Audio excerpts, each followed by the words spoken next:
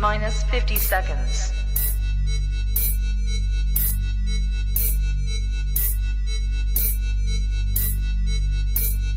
T-minus 40 seconds.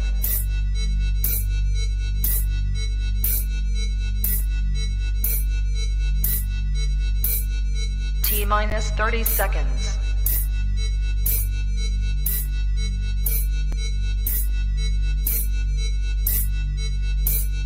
T-minus 20 seconds.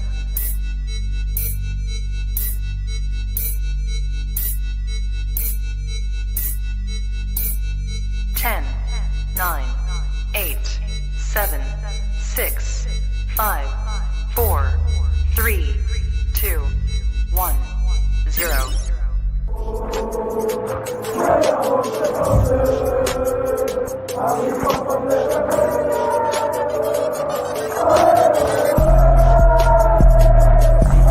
Shout out to Kopish. Shout out to Kopish, guys. Keep all the good work the up. two legends, Emil Heskey, Howard Gill. Can't get much better than that, guys. Yeah. You know what to do now. Like, comment, subscribe. I'm with legends, guys. Kopish. Good evening, lovely people, and welcome back to Kop-Ish. It is Friday, which means one thing is Rival Watch and Kopish Kall-In. First and foremost, Drift, how you doing, brother? I'm hotter than the mouthful right now, but I'm good. I don't know how you lot sit here with these things on your head all day, bro. I'm already baking. The room's hot. Now my ears are hot. But we move, you got the we hat move. on as well, though, isn't it? No trim, baby. No, no option. Yeah, You that's already what it is. know. It's the hat, brother. It's the hat. It's the hat. Yeah, no, it probably is. It probably is. But then again, even last night when I was testing them, I was just watching a movie. I was like, do people watch a whole movie with headphones on their head? I can't do this, man. Yeah, I'll be honest. I'm kind of used to it, innit? Because I've always wearing headphones, whether it be this or when I'm at work or like anything. I'm always pretty much wearing headphones. I struggle to think what my hearing is going to be like when I get older, to be honest. But you know, live for the moment. That. YOLO, as Drake says. YOLO, as Drake says. I hear that. Thank you. Big up yourself as well. I passed on all the good wishes to the missus for her birthday. So big up. Got the beat for the missus and that.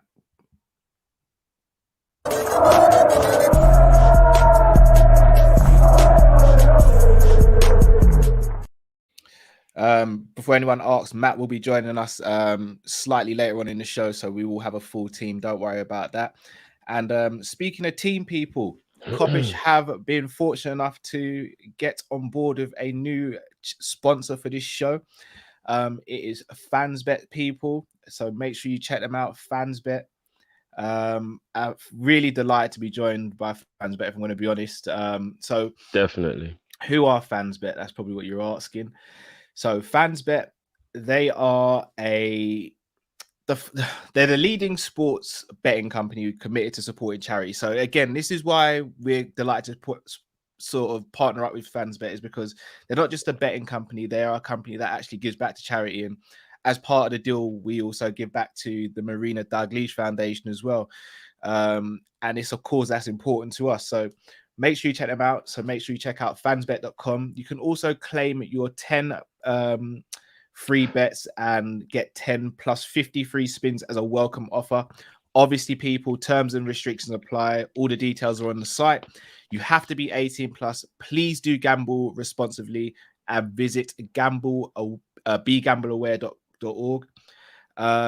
Again, people, we're delighted to have them on board. Make sure you check them out. Please sign up as well to get your free bets, and long may this fruitful partnership continue, people. Definitely. Big up Fansbet. So if you want to get some more information, go to the link in the description and you'll see where you can check them out. But again, not just a betting company, a company that also gives back to great causes as well. So it's a hybrid. It's an absolute hybrid. So make sure you go and check them out right now. But Drift, this is Rival Watch. It is indeed. We've got to speak about the rivals. Obviously, we did speak about it on our Twitch only show last night alongside George, KG, and Carefree Lewis. Aaron wasn't able to join us last night, but we'll be back next week. So make sure, guys, if you've not gone over to Twitch yet, go over to Twitch. Follow us on Twitch. You get an exclusive show every week on Twitch, people. So make sure you do that. And it's free. FREE, not THE. It's free. Doesn't cost you anything. Sign up to Twitch. Go ahead over there right now, people, and sign up to that show. So, I'm going to start with the first game, Drift. Crystal Palace versus Spurs. What are you saying? Hostile. Again, we spoke about it yesterday because obviously George is a Spurs fan. Obviously, South London, that we know about hostility down there. yeah. Especially how Palace moved. Them fans there are on it. So I'm laughing at this. Anyone who didn't watch last week's Twitch show, so Tope, shout out to Tope, says Aaron is in court of the copyright Evra's voice. Now, guys, obviously we do loads of funny impressions on this show and all our others. When I'm telling you the king of the Evra impression is Mr. Aaron United, you have to check it out if you haven't seen it already. If you close your eyes and you listen to it, you actually think you're listening to Patrice Evra. Aaron, you're a legend, bro. So yeah, 100%. Shout that out. Cristiano, I was like, oh shit, legend. But yes, Crystal Palace Spurs. What are you saying? I think this game's going to be a draw. You know, I think with all the fans back in the crowd, in the crowd, and I know it sounds a bit stupid to kind of look at it from a point of view of if you haven't got any points, it means you will guarantee to get points because that's just not how life works. But the laws of average, they kind of do somehow end up making that a thing. Same way I feel like Norwich are bound to lose to Arsenal just because Arsenal will not drop points 4 games in a row, or definitely won't lose 4 games in a row, because it's just the law of averages. Do you know what I mean? And I feel like Crystal Palace, they've been playing well, just not really getting much out of their performances. Is it 1 draw and 2 defeats so far in their 3 games? But they've played well in the games. A lot like Wolves. Wolves have played extremely well and just been unlucky and just come out of the game with nothing to show for it. So I think that it'll be a draw because Tottenham are a better team. Tottenham will definitely be up for it. And obviously Kane has found his scoring boots and stuff like that. So, you know what I mean? They'll definitely be doing well themselves. But I just see a draw in this one for some reason, you know, like a 1-1 or a 2-2. I think Palace are gonna get a little bit of joy in this game. So what are you saying then, Drift? For 2-2, you reckon, yeah? Yeah. Fair enough. I'm gonna go over Spurs win. I'm gonna go over 2-1 win to Spurs. Aspect Limited says, in reference to the Twitch show, great show by the way, Drifty, I want to get this off my chest. Ashley Young at Villa was better than Grealish at Villa. We may have to talk about that on the next show. You know, that is. Right. By the way, love that plug there because that's one of the segments on the Twitch show. Get it off your chest. All right, I'm gonna say this without doing too much research from off the top of my dome. And I will be more than happy to correct this in the future. I think Grealish had a better career for Aston Villa than Young, but that's also based on longevity as well. If I'm not mistaken, Ashley Young wasn't there for that long. All right, let me put it to you in a more easier way to work out, which might be a bit more fair to gauge. Who had a better Premier League Aston Villa career? Because a lot of Grealish's success would have been in the Championship. Premier League career, Grealish only had 2 seasons as well, innit? I think Young only had 3 though, if I'm correct. But Young was in a better team. I don't know, you know. Villa were finishing like 6th then under Martin O'Neill. I think it was more the manager than the team, other than a Bong Lahore and 1 or 2 others. I can't really. I don't know. I'm pretty sure they had Gareth Barry when he was there as well. If I'm not mistaken. Yeah, they did. Villa had a nice little team then. I mean, it's still a fair comparison, though, because it was Premier League. You know what? It's true. I just maybe it's recency bias, as Adaj Free says. I don't know, but everyone knows I'm a bit of a Jack Grealish fan, innit? So, and to be fair, I think Ashley Young's an underrated footballer of this generation. Not saying he's a generational talent or anything before anyone goes crazy at me. I just think he's very underrated as a footballer overall. Actually, it's a proper debate. I'm actually going to make that the topic for next week's Twitch show. That is actually a good topic too. That is, I'll bring that up actually. Let's do some research. I'll get some stats and we can chop that up. Jamrock says, if Chelsea United finish 4th this season, is that a bad season? Yeah. Yeah. No. Tuchel's getting sacked. If their Tuchel fans gets weren't carrying on the way they were, though, Carl, I'll say no. Because I don't think it's embarrassing for any of the four to finish fourth that are all in there now because we're all so even. You could be fourth by 3 points. Like, the position this season isn't necessarily going to be what the issue is. If they're fourth and they're 15 points behind, that is a failure. If they're fourth and they're 2 or 3 points behind, that isn't a failure. So I think it depends. Context is very key to that. That is true. That is true. However, I think especially you look at Chelsea winning the Champions League and the signings they've made, you'd expect them to kick on. I'm not saying they kick on like we did when we won the league after winning the Champions League, but the investment that they've had over the years and the manager they've got, I think if they finish fourth, I think questions have to be asked. But hold on, what are you saying, Jim? The apple juice and that, yeah? No, I'm not even gonna lie. This is Captain Morgan, bro. Oh, okay. No, actually, no, it's apple juice. Hold on. Yeah. That's apple juice. It's apple juice, bro. That's something I do to my little one, bro. No, I think it would be for Man United. I got to be honest. I think fourth is a failure. Like, you finished second last season. You've added, in my opinion, the second best centre back in the world. You've added, in my opinion, someone who's on the cusp of being a world-class winger. And you've added Cristiano Ronaldo, who speaks for himself. If you then go from finishing second to fourth, I've got to be real with you, Drift. That's a massive failure in my book. What if they get 20 points more than the position? It's still a failure. You think so? Yeah, bro. It's still a failure. All right. I mean, look.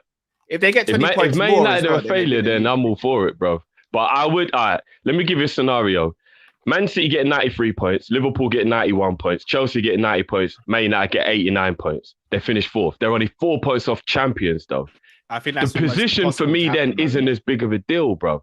I don't know if that's mathematically possible, though. I might be wrong, but I don't even know if that's mathematically possible. For that to happen, we'd all have to be licking everyone down and everyone else would have to be really bad. I think for all 4 teams to be on 90, I think everyone else would have to be way down in the 50s or the yeah, I don't see that. Or the low 60s or something like that. Yeah, because obviously, mathematically it depends on how much points get dished out and all that stuff. But it could happen. It could happen.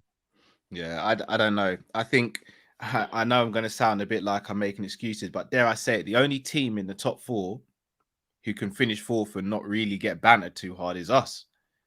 Really and truly. If you look at our model, if you look at the lack of signings in the summer, if you look at the injuries we had last year and having to, kind of work back from that as well. I'm not saying that would be a successful season for us because I still think we should be challenging for honours and winning something. But no one could turn around and be like, Liverpool had a massive failure this season because they finished fourth. We can speak about all the other stuff around it, but in terms of just the footballing side of things, I believe like Man City may be able to get away with it to an extent because they only added Grealish, but at the same time, you look at their squad, they shouldn't be finishing fourth. Man City shouldn't be finishing outside the top 2, in my opinion. Like, based on money, they all should win the title. No, but not even just money, but even if you look at the squad depth City have, bro. Like the squad depth United is up there as well now, though, bro. No, but that's what I'm saying. But United haven't blended together yet, nor do they have a top quality manager. City have got both. So for City to finish outside the top 2, for me, would be a massive failure. The league should be won on goal difference this year. Every team should have the same points, and it should be goal difference if you base it on how much money they've spent and all that crap. It should be the tightest season. Should be the tightest season for the we never really get that though, do we? Very rarely do you get a 205 card where every fight looks good and then you watch it and you're like, what a card. No, it don't normally happen like that. I hear you, but this is probably the most complete all the top 4 teams going into the season have been. If we actually look at squads, even ourselves, this is the most complete squad we've had in my lifetime. Oh, I don't know about squad, 100%. Not first 11. The bench is still not that great, is it, bro? No, the bench isn't great attacking wise. The bench overall isn't terrible, Drift. It's actually. Yeah, no, it's the injuries, isn't it? It's the injuries. Yeah. All right. Well, before we do the others, let's quickly, really, really quickly, let's break this down. So let's say everyone's fit. Yeah. I'll start. Who's your starting 11, Drift? So obviously Ali in goal, Trent. Trent, my VVD. starting lineup, if everybody is absolutely fit, firing, and in form, would be Trent, Virgil, Gomez, Robbo. Gomez over Matip, yeah? If he's in full form, yeah. If he's in full form, I don't really care either way. They're both so good. I'm actually not bothered That's anymore. a debate for another day. That's irrelevant. Yeah. If they're both on form, based on the partnership I saw Gomez and Van Dijk have when we won the title, that was impeccable. And I prefer Gomez in the high line. I get less scared because he's got more recovery pace than Matip. So Virgil, Gomez, Robbo, Fabinho, Thiago, Hendo, Mane, Salah, Firmino. Over Jota. All right. If he's fit and firing, if he's fully in form, I'm talking about. All right. So my team is the exact same as yours, apart from I've got Matip ahead of Gomez and I've got Jota instead of Firmino. Okay. So in terms I'm all right with either of those, to be honest. Yeah. So in terms of bench now, Kelleher. Dare I say it? When was the last time we had a second choice goalkeeper as good as Kelleher? Mignolet was as good as Kelleher. Okay, cool. I'll give you Mignolet then. Yeah. All right. So on the bench for centre backs, you'd have Gomez or Konate. Let's should we put both on? That is so good, isn't it? If they're all fit. Yeah, that is. Gomez, Konate, and you'd have Tsimikas on the bench as well, yeah? Yeah, quality. So that's 4. So that covers you right back, centre back, and left back on the bench. Yeah. Is it still 7 for the bench you're allowed? I was gonna work with 9. I think it's in 9. Is it 9 something? Is it 9? I think it's I don't know if that was only because of COVID. I don't know if it's gone back to being 7 again. I don't know. If anyone's in the comments knows for certain, if you can just clear that up for me, whether it's 7 or 9. I was under the impression it's 9 at the moment, so I was gonna do this as 9. But I can do 7 as well. Yeah. All right, so Fabinho, Thiago, and Hendo. Yeah, it's 9. Still 9. It's still 9. Cool. So we've got a goalkeeper. We've got someone to cover right back and centre back in Gomez. Someone to cover centre back in Konate and Tsimikas. Yeah, perfect defensive cover. Perfect defensive cover. Midfield now. Who do you have from? Because here's the options for midfield if everyone's fit, not necessarily even on form, but everyone's fit. You've got Jones, Elliott, Naby, Ox, and Milner. I'm putting 4 midfielders out of the 9, and then I'm only going to leave 1 forward position. Okay, so I'll put 4 midfielders. And the reason I'm going to put 4 midfielders is because Elliott can cover a wide player. So he's technically hybrid of the 2. Jones can as well, so can Ox. Yeah, effectively, yeah. Although I hate Ox wide, though. I hate it. I'm not gonna lie. I'm not a fan of Elliott. I hate Ox wide. So I would go Elliott because he can cover one of the other positions. I would go Milner because I just feel like it's just good to have someone on the bench who can play any position necessary just for any emergency that comes up. I'd have Naby on the bench because of how great he is. And I would have Ox or Jones. That's difficult. So did you say you'd have Naby on the bench as well, yeah? Yeah. So I'd have Naby on the bench, Milner on the bench, Elliott on the bench because Elliott can cover a wide position and Milner can cover any position. So you got 7 at the moment. Yeah. And then I would go, it's out of Ox and Jones for my 4th midfielder. I'll go Ox for now, but I don't have no Jones because you can't have 2 injury-prone players on the bench, and Naby's obviously already a thing. I would go Jones, so I'd go Jones, Naby, Elliott, and Milner, and then my forward would be Jota because I started Firmino. All right, so here's my thing with that, and I've been the first to criticize the club for not getting a midfielder and a wide forward / striker. When you look at that bench, that is the strongest bench we would have probably ever had in our lifetimes. Like, let's not forget when we had Rafa, you might have a point. Even before Rafa, when you go back to Houllier, you had maybe a couple man on the bench who were strong. Under Rafa, we had man like Nabil Elzar and all those players. Remember that?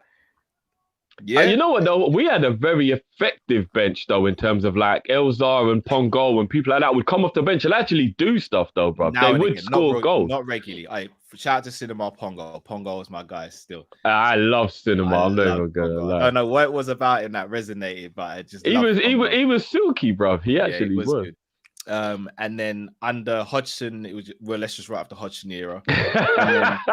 And then under Kenny, we had decent. We had decent defensive cover, but again, nothing like the squad in terms of that. But now this is just like. What about Rafa? Rafa, we had a decent bench. Nah, bro. We had. If you think about it, we had people like Benayoun, Babel. And that's it.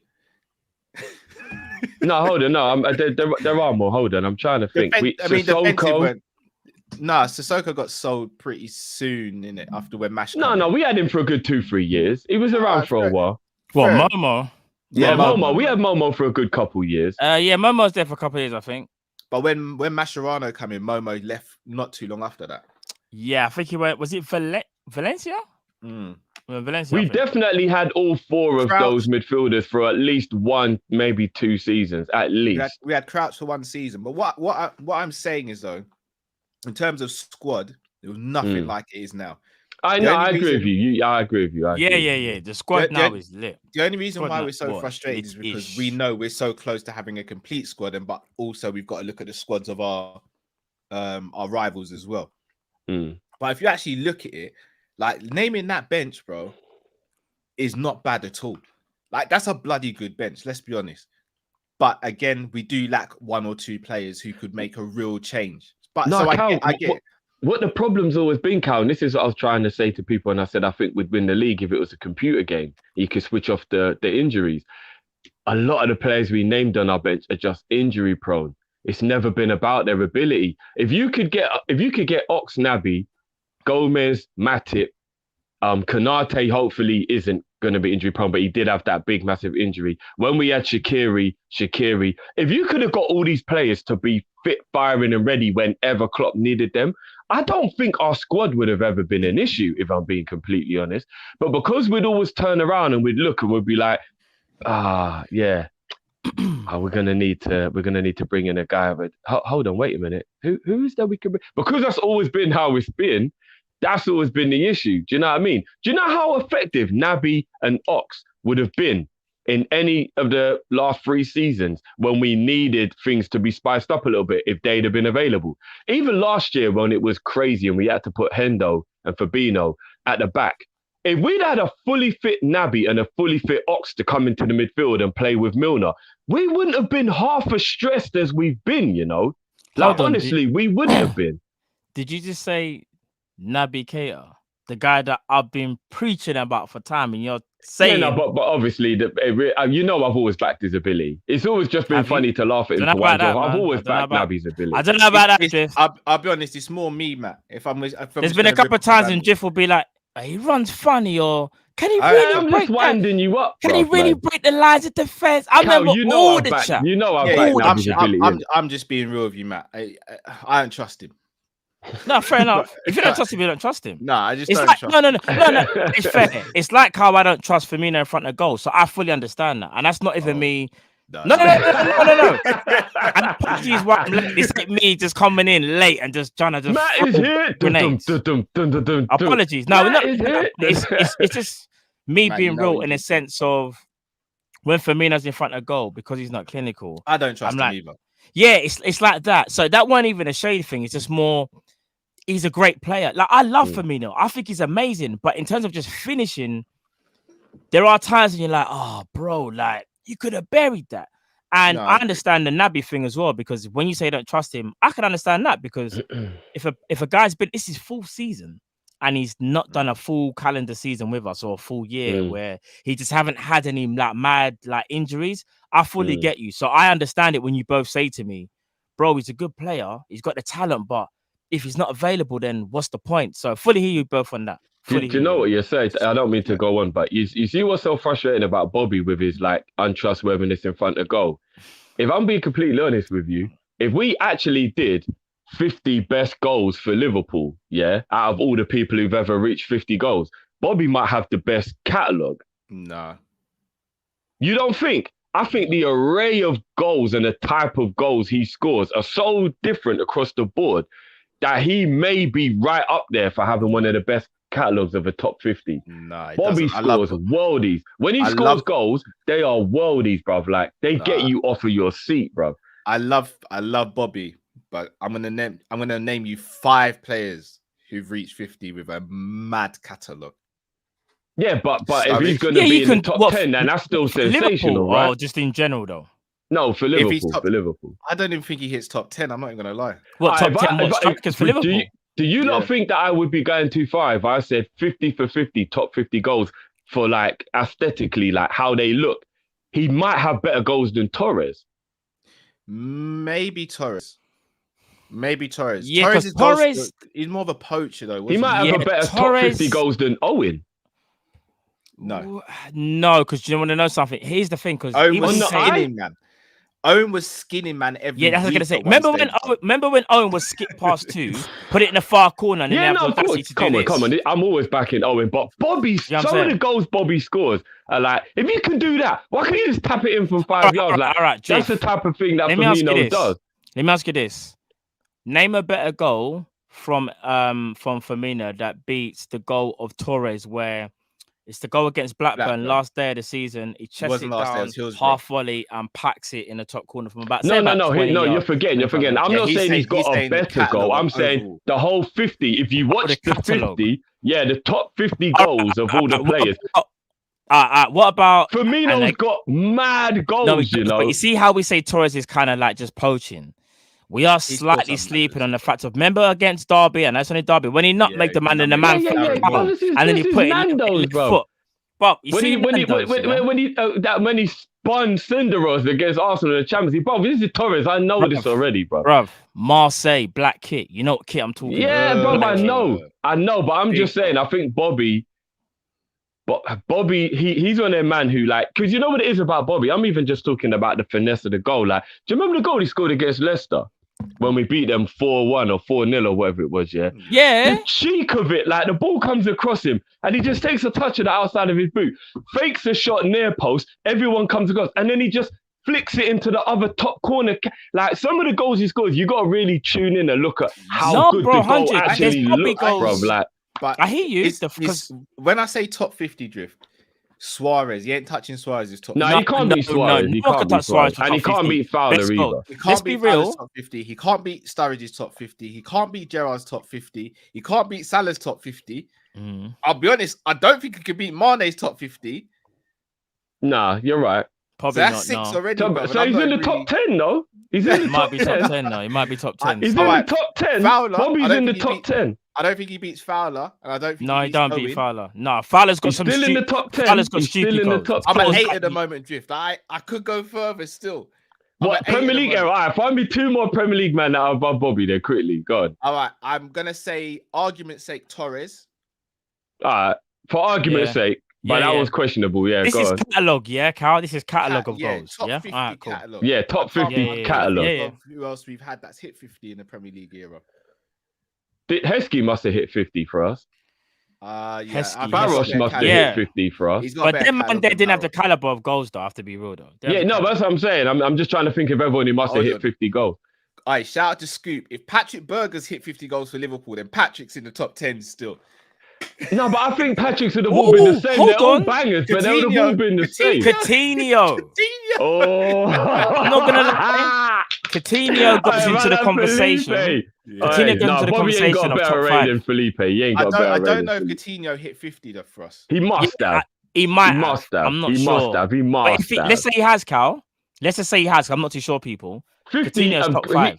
Coutinho was with us for 7 years. He has to have scored 50 Premier League goals. Coutinho's goals, or 50 goals in general, he must have. Are stupid. They are stupid. I mean, like even the PSG goal that Bobby scored, Like the goal when he sat everyone on their arse against Arsenal. A big goal, big goal. Like, But Coutinho's hit 50. I don't think it's When Bobby did a 1-2 with the post against Atletico, that was on purpose. You don't understand. No, it was. That was on purpose.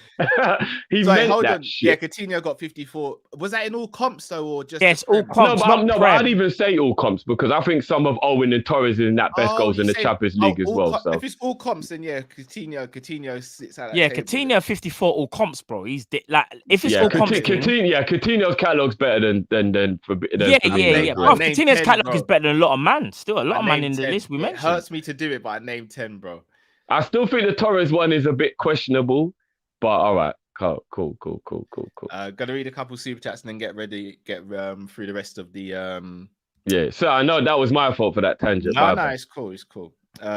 Jamal, big up to Jamal. So big up my bros Callum, Drifty, and Matt. How's your day and week been? All good, bro. All good. Not too bad, bro. Not too bad. Thank you, though. Had the best week of my life since the accident 7 months ago. Long may it continue. Love hearing that. All right, definitely. Here, man. Big up. Positivity. Callum smashed on the lad Bibles, taking souls, Man U and City guys. Yeah, do you know what? I enjoyed it. They gave as good as they got, though. They gave as good as they got. I want to start up here and say, yeah, I smoked anyone. They're cool guys and they gave 100%. And I will never ever talk about someone else's issues publicly at all. But Jamal has been through a lot and he's a G to be getting through it. So big up 100%. Yourself, man. Keep your head up, bro. 100%, bro. Just for that, we dropped the beat for Jamal.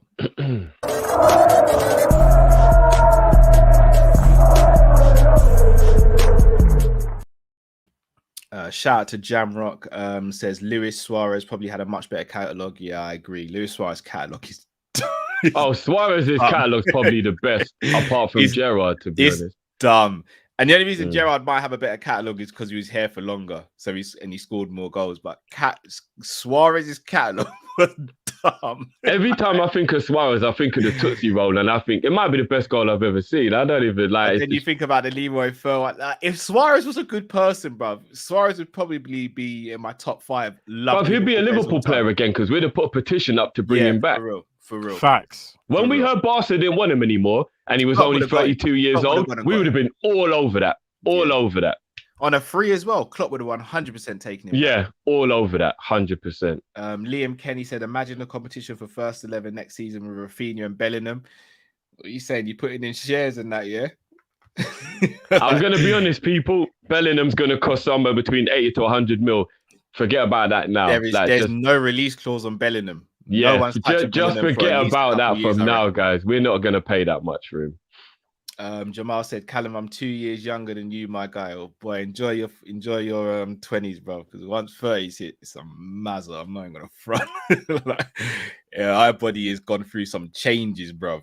Some changes. Matt, didn't get your prediction for Crystal Palace Spurs, so if I can quickly get that from you, bro, so I can add it.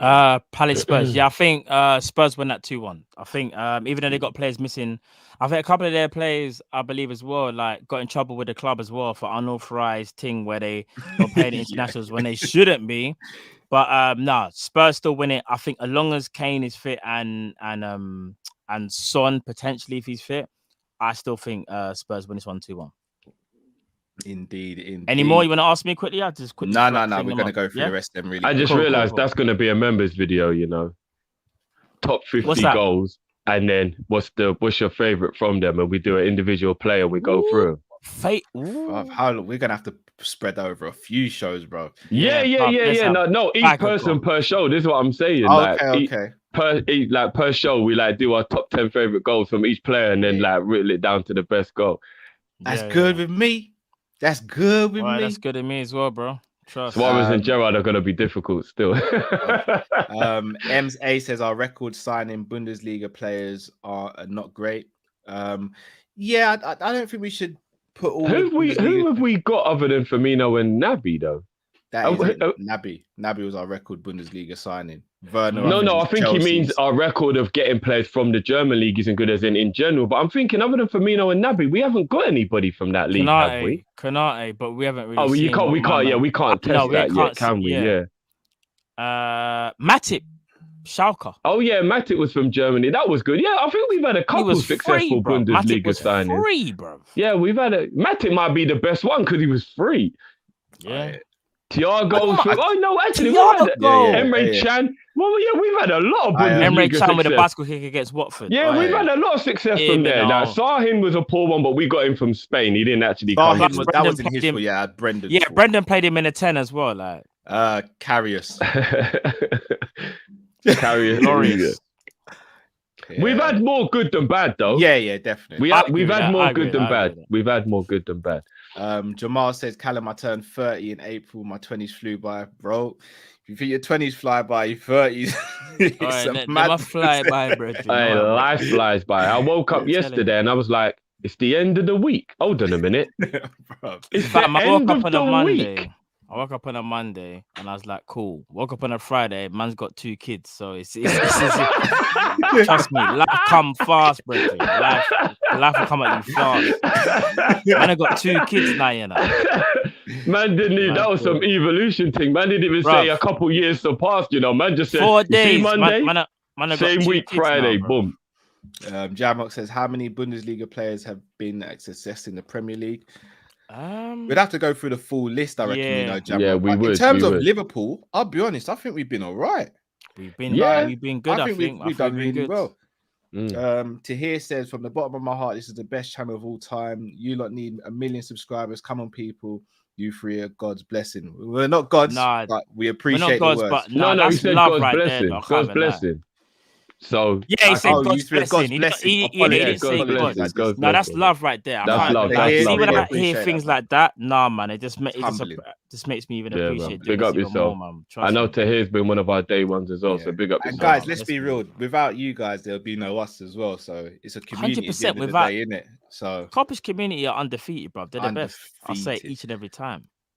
M says, sorry, meant recently, sick players but injuries. Okay, recently. I mean, but only recently, Thiago, but that wasn't his fault with the injuries as well. That was Richard. That was that brother, innit?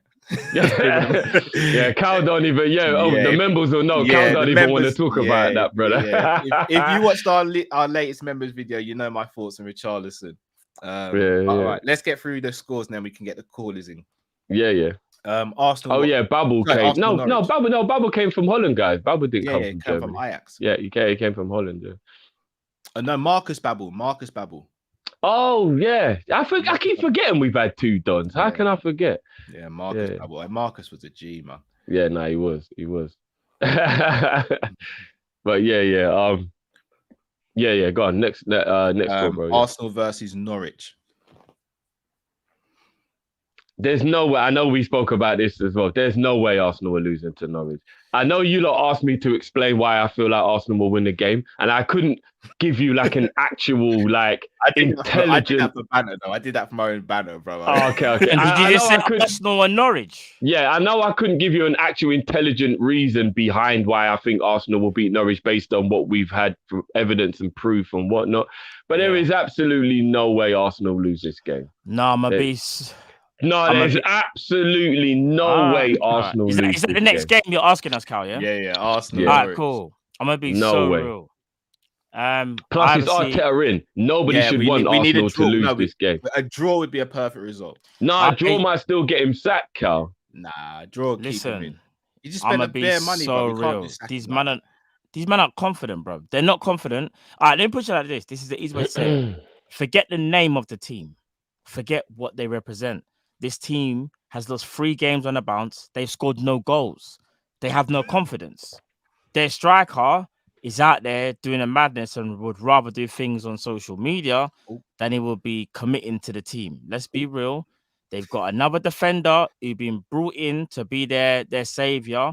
We haven't seen him in the back 2. He's only played in the back 3 and looked kind of shaky. First game got kind of messed up by Ivan Toney. Yeah. They're being held up by their left back, who looks like he's the only one that's got a bit of something about him. Yeah, they bought a 25 million goalkeeper who has been relegated beforehand. And on top of that, they bought a Lokonga, who looks decent, by the way, but it's supposed to partner Thomas Partey, who can't party no more because apparently he's always injured.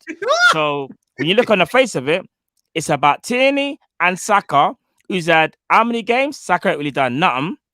Saka's still obviously a class player, but not really showing nothing. I'm wondering whether the pressure's getting into Saka because he's realizing at tender years of, was he 2021? He's having to carry Arsenal. I'll leave it there. And that's the truth. They are going to struggle. And that's why I say Arsenal are either going to lose the game or draw. So I'm going to sit here and say they're going to struggle and it'll probably be a 1-1.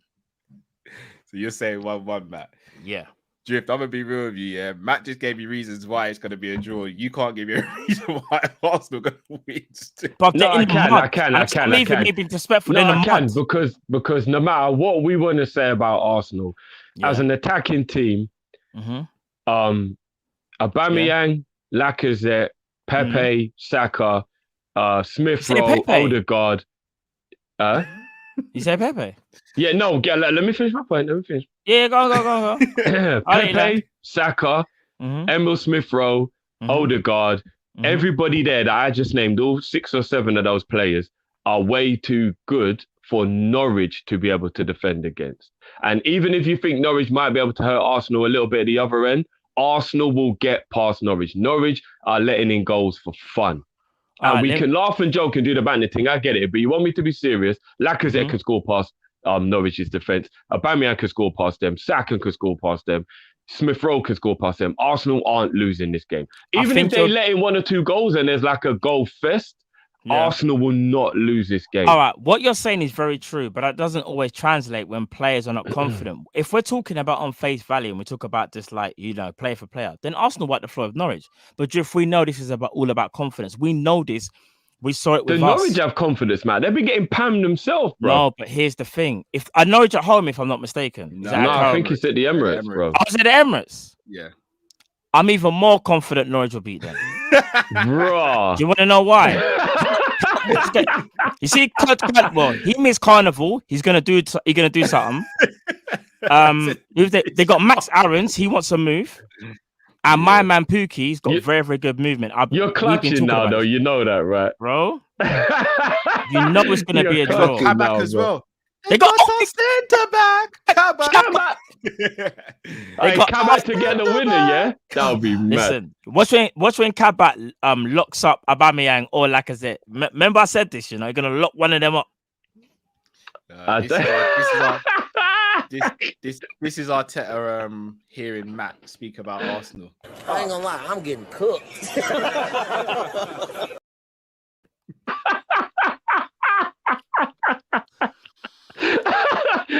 Listen, people think I'm just saying this for entertainment. I'm being dead for real. Arsenal have no points.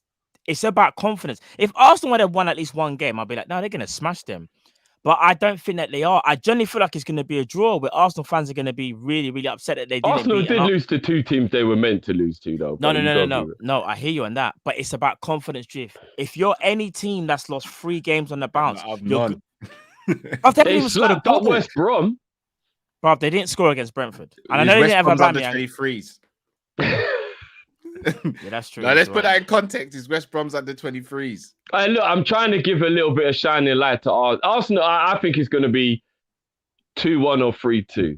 I'm going 1-1. I could be wrong, though. And if they beat Norwich, then fair play to Arsenal. Put it like this, I'm definitely putting Arsenal in my accumulator. Fair enough. I'll be careful, though. So what are you saying then? You sticking with 1-1? I'm going 1-1. I'm going 1-1. What's your final score then, Drift? 3-1. 3-1. Who's scoring the goals, Drift? Just on your one quickly. Who's scoring the goals? Odegaard gets his first goal for Arsenal. Saka. Yeah. And Aubameyang. Fair play. And again, it's not like Arsenal don't have the quality. I'm just going by their confidence, bro. That's all I'm saying. And if Odegaard don't score, Aubameyang gets 2. Fair play. He has the capabilities of doing it. There's no denying that. I'm gonna go 3-0 Arsenal. You men are both going for the win. I'm joking. No, I'm not. I might go 2-1 actually. 2-1 Arsenal. Do you know what? I really can't wait. I actually want to see this game so badly just so that we can come back here next week and decipher. You know what though? Yeah, we got to be honest. In case Conte actually decides to have a midlife crisis and take the Arsenal job, ain't going there. No, I ain't We going. need Arteta. We need Arteta to stay in the job in case that happens. Because if Conte has a midlife crisis and takes over Arsenal, they won't be crap anymore. Who are Arsenal attracting? Conte will actually get at least double the output from the players he's already got, which would still make them way better. But so they'd be 7th in the league. Yeah, but if they were fighting for Europa League places, they'll still be kind of back to being like, I like laughing at them the way they are now. Like I like them actually being in the mud, like so far in the mud that like they're finding it hard to breathe. With Conte, they're easily getting 5th and sit comfortably all the time and still kind of being that team that's back up there. Do you get what I'm saying? They'll definitely change formation. Do you know what? All jokes aside, Drift, you've got a point. And I reckon if Conte came in, I reckon he would change formation because you'd look at the lack of... And again, I don't want Arsenal fans to be offended, but for them to be in the top 6, they'd have to kind of negate their negatives that they have. And negatively, they can't defend. So I'm thinking Conte would come in and go straight to a back 3 straight away. He'll go straight to a back 3 straight away. They play a back 3. They play a back 3. They go all over the shop, Cal. They pick and choose all the time. Remember against the first game they played White and who was it? They played a 2. They played a 3 against Man City. White Amari was it? Who knows? Yeah. White Amari was the Brentford game, innit? Yeah. All right, let's move on then to arguably one of the games of the week. Well, not arguably, one of the games of the weekend, Leicester Man City. Unfortunately, Leicester are letting in a lot of goals at the moment. My boy's not doing too good. He's in poor form. I think this will be 3-1 to City. 3-1 to City, yeah. Leicester don't look right at the moment. So 3-1 to City. Matt, what are you saying? Just right. City win this one. Even without their Brazilian players that they potentially don't have at the moment. The one Brazilian. Oh, one. No, they got 2. Which apparently they're going to use. What's that? What you say, sorry? They're going to use Jesus. They've already said they're going to use Jesus. Lies. Why do they care about the fine? No, but they lose the game though, innit? Not to my knowledge. Yeah, apparently, if you feel one of the players that's not supposed to be playing, you basically not forfeit, but you lose the game 3-0, innit? That's what they also broke FFP and didn't get fined anything or done anything there. Right, that's how Man City are moving. Yeah, what they just be like, yeah, we'll take the fine. One thing I will say, Brendan Rodgers needs to be like to Daka, Maddison, Vardy, Iniacho, shoot on sight. If he's casting goal, but I reckon Edison and Thing will play. No, but if they play, Cal, that's an automatic. Why would everyone else not play their Brazilians and they're allowed They can't do that. I don't think that's right. That. Yeah, are you sure that's right? You know what? That's an automatic loss to me if they do that. Yeah, like, fun that. Okay, they can't get away with that. Well, for a start, FIFA can't impose a rule, and second of all, when have Man City? So why is Firmino and Alisson not playing them? We should just do it then. When does Man City abide to the laws? No, but Cal, they can't punish all of us if we all do the same thing then, bruv. Like, no, I agree. I think we should just do it. If they're going to do it, then we need to do it. I agree, but I'm saying... I'm not going to lie. I'm pretty sure Pep's already said in his press conference that they're like the Brazilian boys are playing. I'm going to be so real, yeah? If Man City play Edison and Jesus and nothing happens... They need to get dashed out of the league. Do you want to know something? Someone just said Man City have been given permission, apparently. Why? What difference does it? No, take all the joke out of it, though. That's disrespectful. It's got to be the same for all the other teams, though. Money. Nah, that kind of you can't be that obvious that you're doing it under the table. Yeah, you can't be that obvious about it. So that's disrespectful. You guys are surprised that Man City are doing something they shouldn't be doing. No, but to that level, Cal, because that ain't a thing where they can get away with it on their own. We're all being punished for it. But they're gonna like that would literally be like we all got nabbed for armed robbery, and then you walk out and we're like, no, hold a minute, we all got nabbed. Why is he walking out? And you just turn around and put your coat on and go, and just walk off and be like, hold on a minute, what's going on? That's taking them. I'm not. Yeah, you can't. Surely. What happens if one of us was to snitch? Who gets the lowest sentence? Who could? But this isn't actually that scenario though. So there can't be no comparison. Yeah, this ain't a snitch. But this ain't a snitch thing though. What, bribing? Yeah. Money. Come on now. Come on, guys. No, we're not kids though, anymore. Short. No, but Cal, this is like. Come on. I don't know what you guys are getting here. Still. No, but this is actually something we shouldn't let happen. As in, like, if that's real, we've got to really actually do something about that as a Premier League, as other clubs are where we cannot just stand by and watch that happen. I ain't doing the Transformers every fucking time Oh, you something mean goes like all on. the Premier League teams got together and complained about Man City and the FFP and what happened there, guys? No, but again, they were the only one involved in the issue. But so there was nobody else being punished. It was just they never got punished. But in this scenario, we're all going to be punished apart from them for the same thing. No, nah, that can't. Richarlison can play for Everton as well. Can he? Yes, guys. What are we not? Sorry, guys. What are we not seeing here? What? So hold on. No, but so Everton are joining the party of paying off things now. No. So it's Everton thing because they let they allowed him to play Olympics or something, and they could have played. They could have kicked up more fuss. But What they, you're Yeah, not but hold on. getting The here, whole point Drift. of this, right, is that the COVID restrictions mean that they're talking about people's health and isolation. Remember, this is what this is meant to be about. No, I don't care. There cannot be no special dispensation for health and whatever. This isn't like we're supposed to be keeping everybody else safe here. This is the reason for this, right? Drift. They don't play by the rules. None of these corporations do, which is part of the reason why I want to have this conversation. They really don't. So we're going to get back onto that. That's Matt, what are you saying? What are you saying for Leicester, Man City? City win this 3-1 or 2-1. 2-1 City. Sorry. That tickled me still. 2-1 City, and not only that, 2-1 City, regardless of what players they play. And this is Pep Guardiola right about now. When they asked him, "Are you gonna play Jesus and Edison?"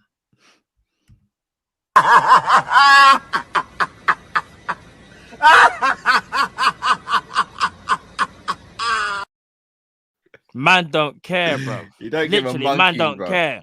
Man don't I'm going care, 2-0. I'm going 2-0 City. Man don't care. Chelsea Villa, guys. What are we saying? Chelsea win this game. Chelsea 2-0. Just call it 2-0. Chelsea 3-0. No long term. I'm going Chelsea 3-0 as well, actually. Actually, I think I said 4-1 Chelsea. I think Villa might score. I think Chelsea will win this game in the last 20 minutes. I think they'll put like 2 or 3 goals in the last 20 minutes. So you're going 4-1, yeah, Drift? 4-1 or 3-1. I'll go 3-1 because 4-1 is a bit out there, but I do feel like the last 20 minutes Chelsea are going to end up scoring 2 or 3 goals. Start spamming people. Yeah, mods assemble. Mods do your thing, man. These people are spamming at the thing. Man United versus Newcastle. 6-0 Man United, absolute pummeling. 3-0 Man United.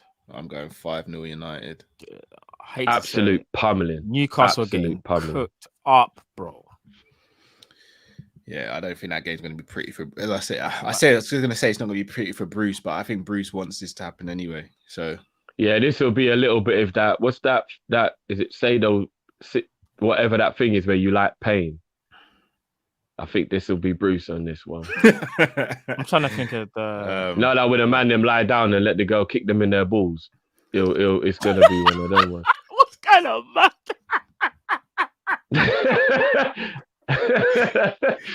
Oh, I'm not with that.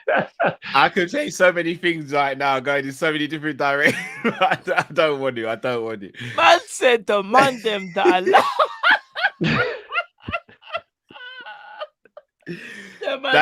That is very obedient, bruv. I'm not gonna lie. That is very obedient, bro. That man with no conscience, like them man are like, yeah, just give me my balls. That's conscience, bruv. Them man, they're a numb, brethren. That is very obedient still. Got live footage. Pull up man's eyelashes. so mad thing, bro. This is FIFA to Liverpool and Leeds when they ask if they can field their Brazilian players. Yeah, but I mean, I want an 11-inch penis. It's not going to happen.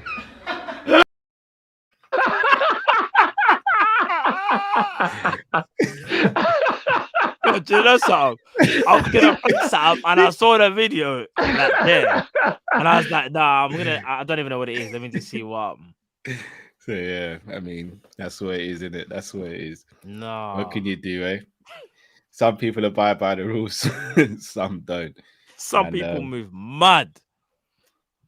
I don't know why you guys are surprised at this point. I gotta be honest. No, Like, but No, I It's am mad. with that is like actually watching a man like, you know, like when you're a diplomat and you get caught doing something and then they radio in and then they find out and the thing is like, yeah, let him go. And then everyone's like, what? It's like, yeah, you gotta let him go. I just have to give man back his license and just watch man get in the car and be like, yeah, that's right.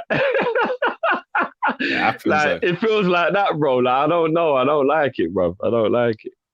cool. All right, guys. Well, let's spend 10 minutes chopping this up a little bit because I did want to ask you guys about like football and governing bodies and what can be done. Obviously, in the last year alone, we've seen so much corruption with UEFA, FIFA, the ESL that started to happen and didn't happen. We're now seeing the Brazilian FA or whoever they are. We're seeing the Premier League. What really can what really can be done to me? Eddie, my guy. Eddie, you're my guy, you know. Bro, them man, they are different. No, they are still. They are. So Eddie's my guy, man.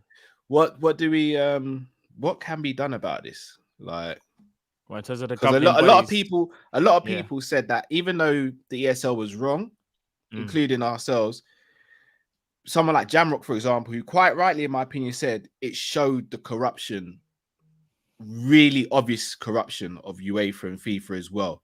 So even though they did something wrong, they also shone a light on something that needs to be shone a light on.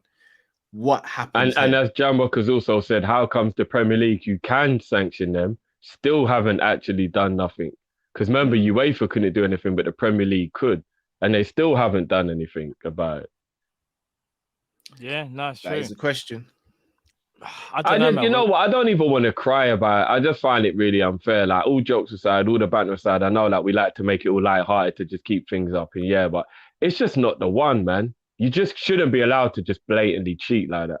Like, I know a lot of people used to call it being salty and all that, but it wasn't. Back in the day, we would actually watch things happen, and Ferguson will be getting away with things that you can just see, like, he's got the refs on his side. And it's bullshit. Can I clear up from now?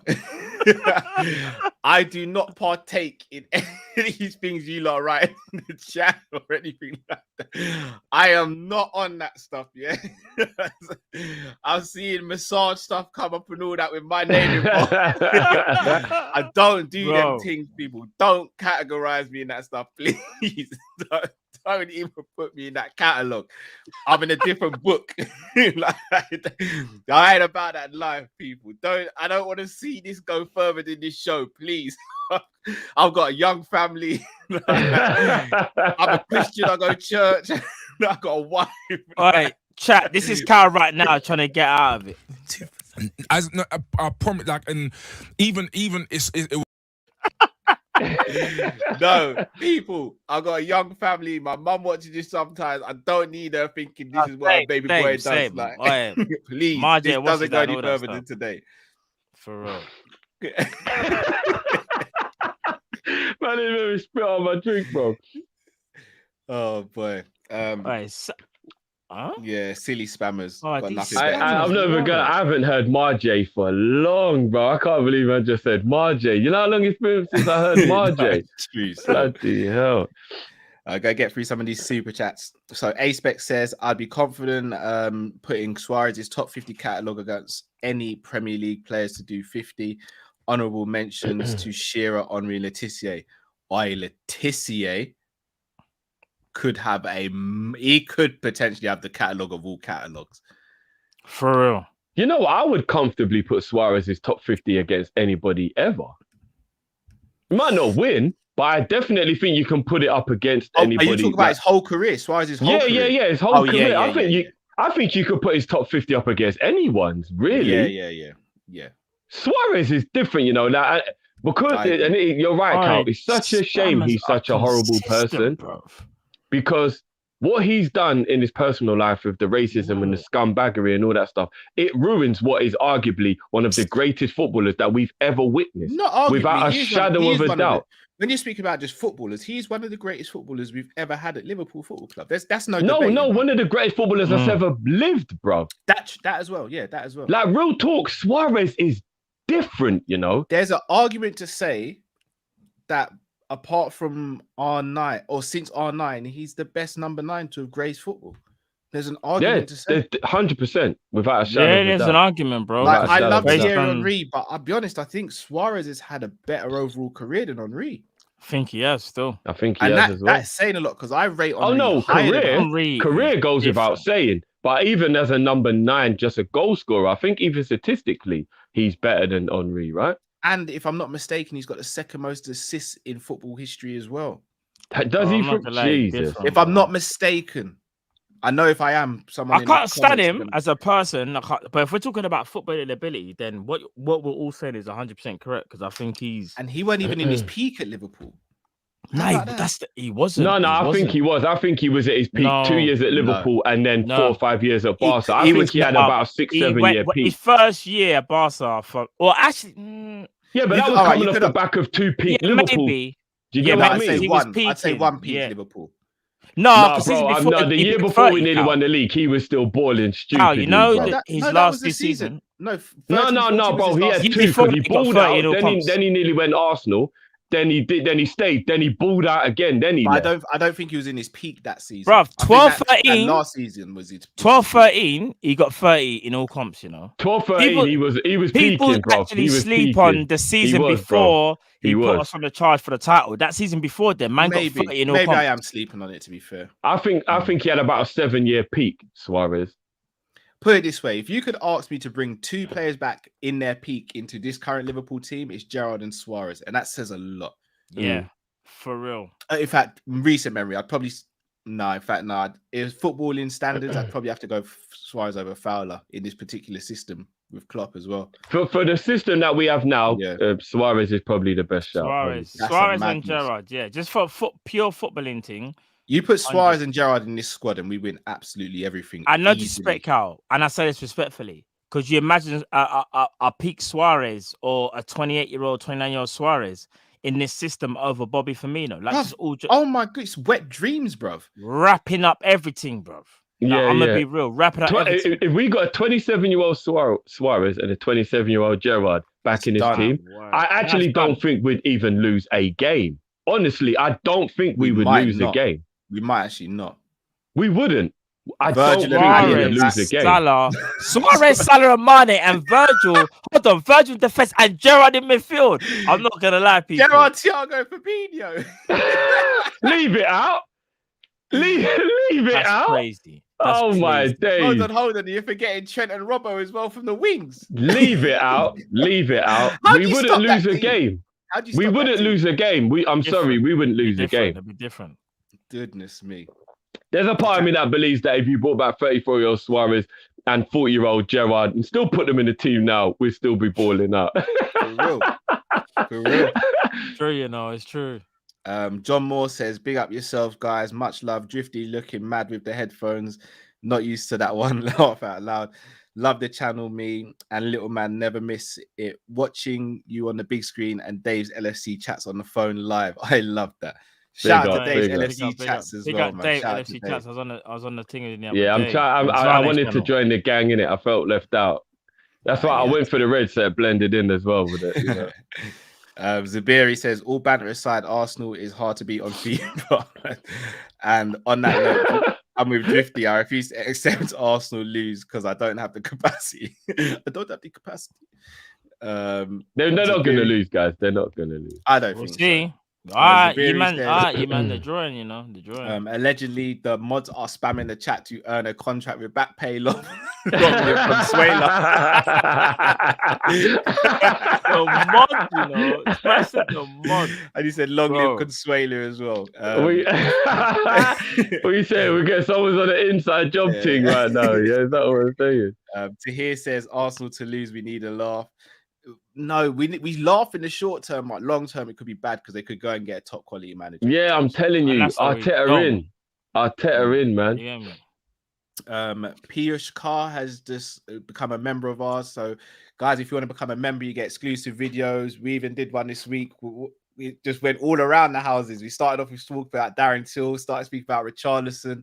So, guys, if you want to sign up, click the link in the description. Exclusive videos are much, much more. It's well worth doing. Sport Guru, shout out to Sport Guru, a massive contribution as well. Man City moving mad, big up Kop-Ish. They are, but I mean, They are. what Yeah, can, and big up anything. Sports What Guru will as you well, do? man. Definitely big up Sports Guru. That was very generous, bro. Thank you. Trust me. Samat's Legend says City are part of the sovereign wealth fund worth just over $1 trillion US, so they will get the best lawyers and put FIFA back in their cage. 1 trillion. Let that sink in. I heard it was 3 trillion, but yeah. You 1 know what? trillion. Yeah. If forget about who has it. Let's just think about it just for what it is. If you had £1 trillion, yeah, do you know that would mean that you could get robbed of 10 billion and you would be okay? Yeah, you could probably you'd be annoyed because if I'm aware, $1 trillion is 100 billion, right? I don't even know, Drift. I've never. I'm sure if you're a trillionaire, you've got 100 billion. No, I think it's 1,000 billion. Is it 1,000 billion? Oh my god! Yeah, yeah. I think it's. If I'm not mistaken, I think it's 1,000 billion. How is 1,000 billion even possible, Bruv, you're asking the wrong person, bruv. Yeah, trillion is 1,000 billion. It's 1,000 billion. Yeah. How can you ever get 1,000 billion? Wait, hold on. My brain can't even compute that you would have done whatever you've done. This is me trying to work out. This is me trying to work out the figures right now. Yeah, no. So we don't have the capacity. So we don't have the capacity. Hey, do you know what? Tope's actually got a point. Where do you even put £1 trillion? Like, what the fuck? You can't put you got to spread it around. You can't put that thing there. What the virtual. hell? £1 trillion don't exist. That's just a virtual thing. That's virtual. You can't even fit you're right. You're actually right. Fit that £1 trillion virtual in your yard. You won't be able to sleep in your bed. Yeah, like the money will be covering up your eyelids, fam. If you were to take that money out in cash, it would fill up my house. Your house will be done for. Like, man, that's a virtual thing. Like, raw. You need a street probably to fill up. Yeah, man would have to be sleeping like on an airbed or something. Man, I remember Escobar was burying money, and he was, I think, in the high millions. He's having to bury money, and people are still finding it to this day. The old school wooden floorboards and that. No, I'm talking about in just parks and woods and all that, bro. He's burying money. Yeah, that's what I'm trying to say, bro. So like, it's too much. We ain't got a chance, bro. That is stupid money. Jamrock says UEFA allowing PSG to pay part of Messi's with digital currency without having the ability to understand what the hell crypto is. Math ain't nothing. Or he said maths ain't mathing. It's true though, isn't it? They probably just said, yeah, we're paying for it crypto. Oh, okay. Yeah, sure, go for it. You're going to send us our money though, right? Yeah. All right, cool. That's fine. You do your thing. You do your thing. Like, it's simple. Tahir says you can get $1 trillion, just don't pay tax. Well, I'll be honest, if I never paid another penny in tax, I'd never touch it. For real, Tahir, let man in on the secret now. Yeah, bro. Like, DM me. Yeah, let man in on the secret now. I said no tax, you know. But we get a bit, like me and the missus get a bit nervy when we keep like £100 cash in ours. What happens if the little one gets his hold and then starts playing with it? Like, what do we do? Like, $1 trillion. I wouldn't even know where to start, man. I wouldn't. You know when people say they would wipe their bum with money if they were like a millionaire? I'm like, no, it's still a waste. Yeah. They wouldn't. They always say I mean, that, I know this new money, you can't even really do that. But like, anyway. Trust me. Shout out to Ennie, just become a member as well. Big up yourself, Ennie. Dean says, evening, gents. You missed the super chat live in the show. No, I'm still getting through them. Loving the show. Still getting through them. Mr. Dare I say, it says Liverpool fans next season are the signings. FSG say here are the signings. Clarkson, Sepp, Gordon, Bradley, Klopp, Ox, Naby are great players. Look, let's leave that until next year. Let's deal with this season first. We'll cross next year's bridge when we get to it. Yeah, one step at a time, guys. Let's not wish a year of our life away. Teenage Mutant Ninja Skirtles, who, if I'm going to be honest, has the best name on YouTube. Definitely. Evening, guys. Loving the show. Big up to yourself. Blessings. Dean says, evening, guys. Coutinho versus Hazard. At best, I think talent and technique-wise, cool Tino, I like the little play on words there, is a beast. Who would you have in your team? Coutinho. Hazard was absolutely sensational, but Coutinho had just a little bit more for me. Peak. Hazard couldn't bang the free kicks the way Coutinho could. The set pieces is what sets Coutinho apart for me. But peak Hazard was an absolute problem. I'm not gonna lie. Peak Hazard is a machine, and he's a problem. That's a tough one. I honestly don't know the answer. Considering I saw a stat that said that Hazard only got double figures once in his Chelsea career, I think you've also got to kind of put maybe stats into that to make it a little bit easier. And Coutinho was always kind of getting around that for goals. And we never even got to see the best of Coutinho. I think if he'd have stayed at Liverpool, he would have got even better. So I'll go Coutinho. Fair enough. Mr. Dare say it says $1 trillion would reach 67,866 miles into space. If that's factual, that's crazy, isn't it? That is crazy. That's what I'm saying. Man can't live in his yard anymore, bro.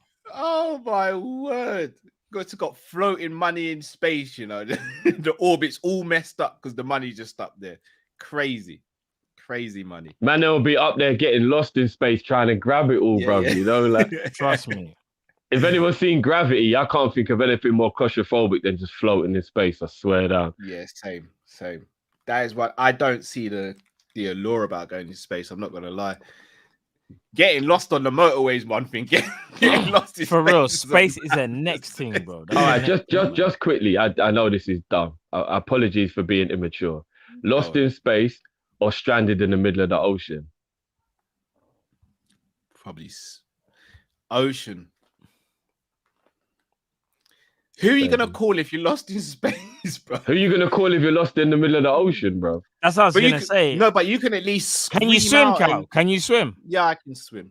Not like channels and all that. That's what I was going to say. So you're thinking, because there's... Bro, after about 200 meters, bro, I'm doggy paddling or I'm starved. I'm not going to lie. I'm choosing space. I can't even lie.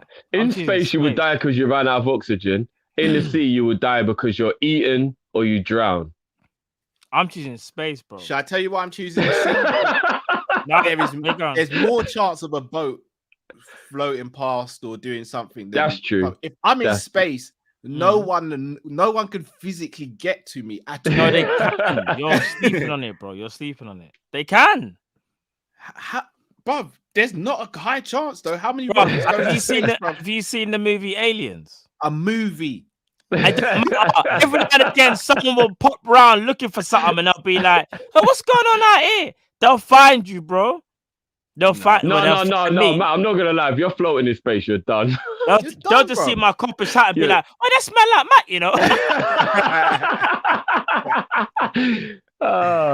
Matt," joking. The ocean. No, all jokes aside, obviously the ocean, because as you said, there's a better chance of someone finding you. In space, you are finished, bro.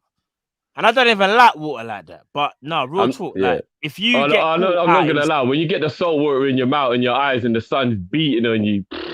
No, but you just got a better chance though, naturally, like of survival. As Cal said, like maybe you could swim somewhere or whatever. But in space, what I will say is though, when it comes to the sea, as humans, I think we only know about 3% of what's actually in the sea. You know that, innit? Yeah, factual. Yeah. There's nothings. You do know, but we could potentially be in the sea and come up against a madness we can't even comprehend. But bro, what about space though? I'm not into fears and all that, but what if you're just like, we could come up against someone who's built like Brock Lesnar with a face like a shark, bro. No,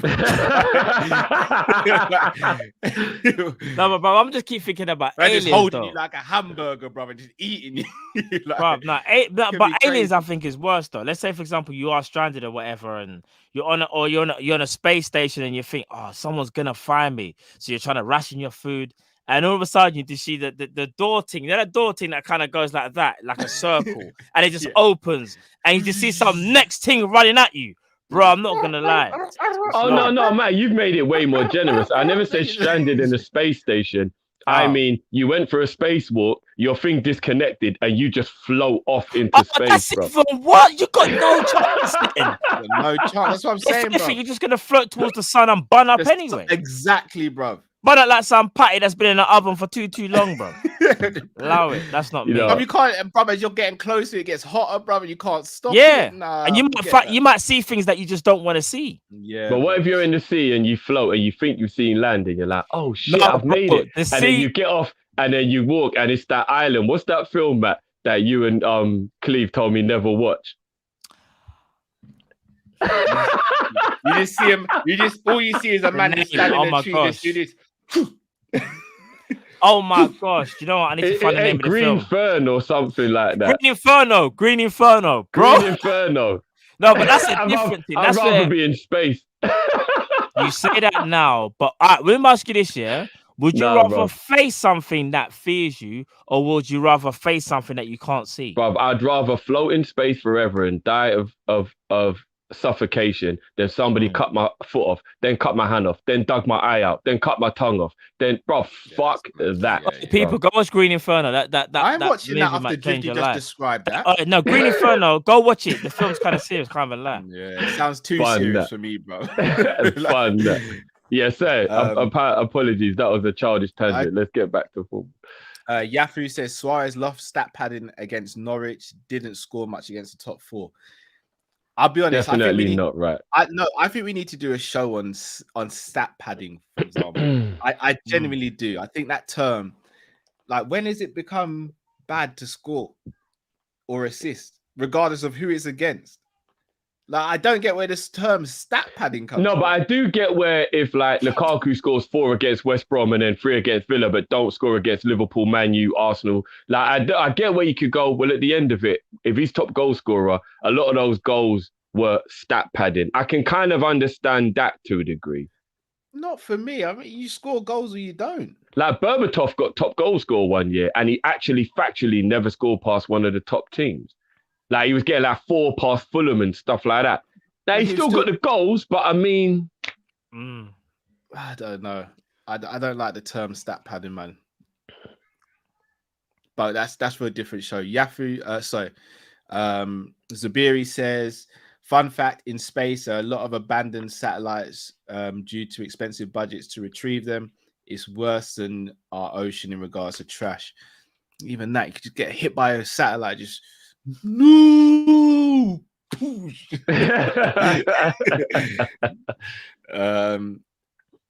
Sam Match Legend says, guys, quick question for my son: stranded in the Sahara or in the Antarctic? Always the Antarctic.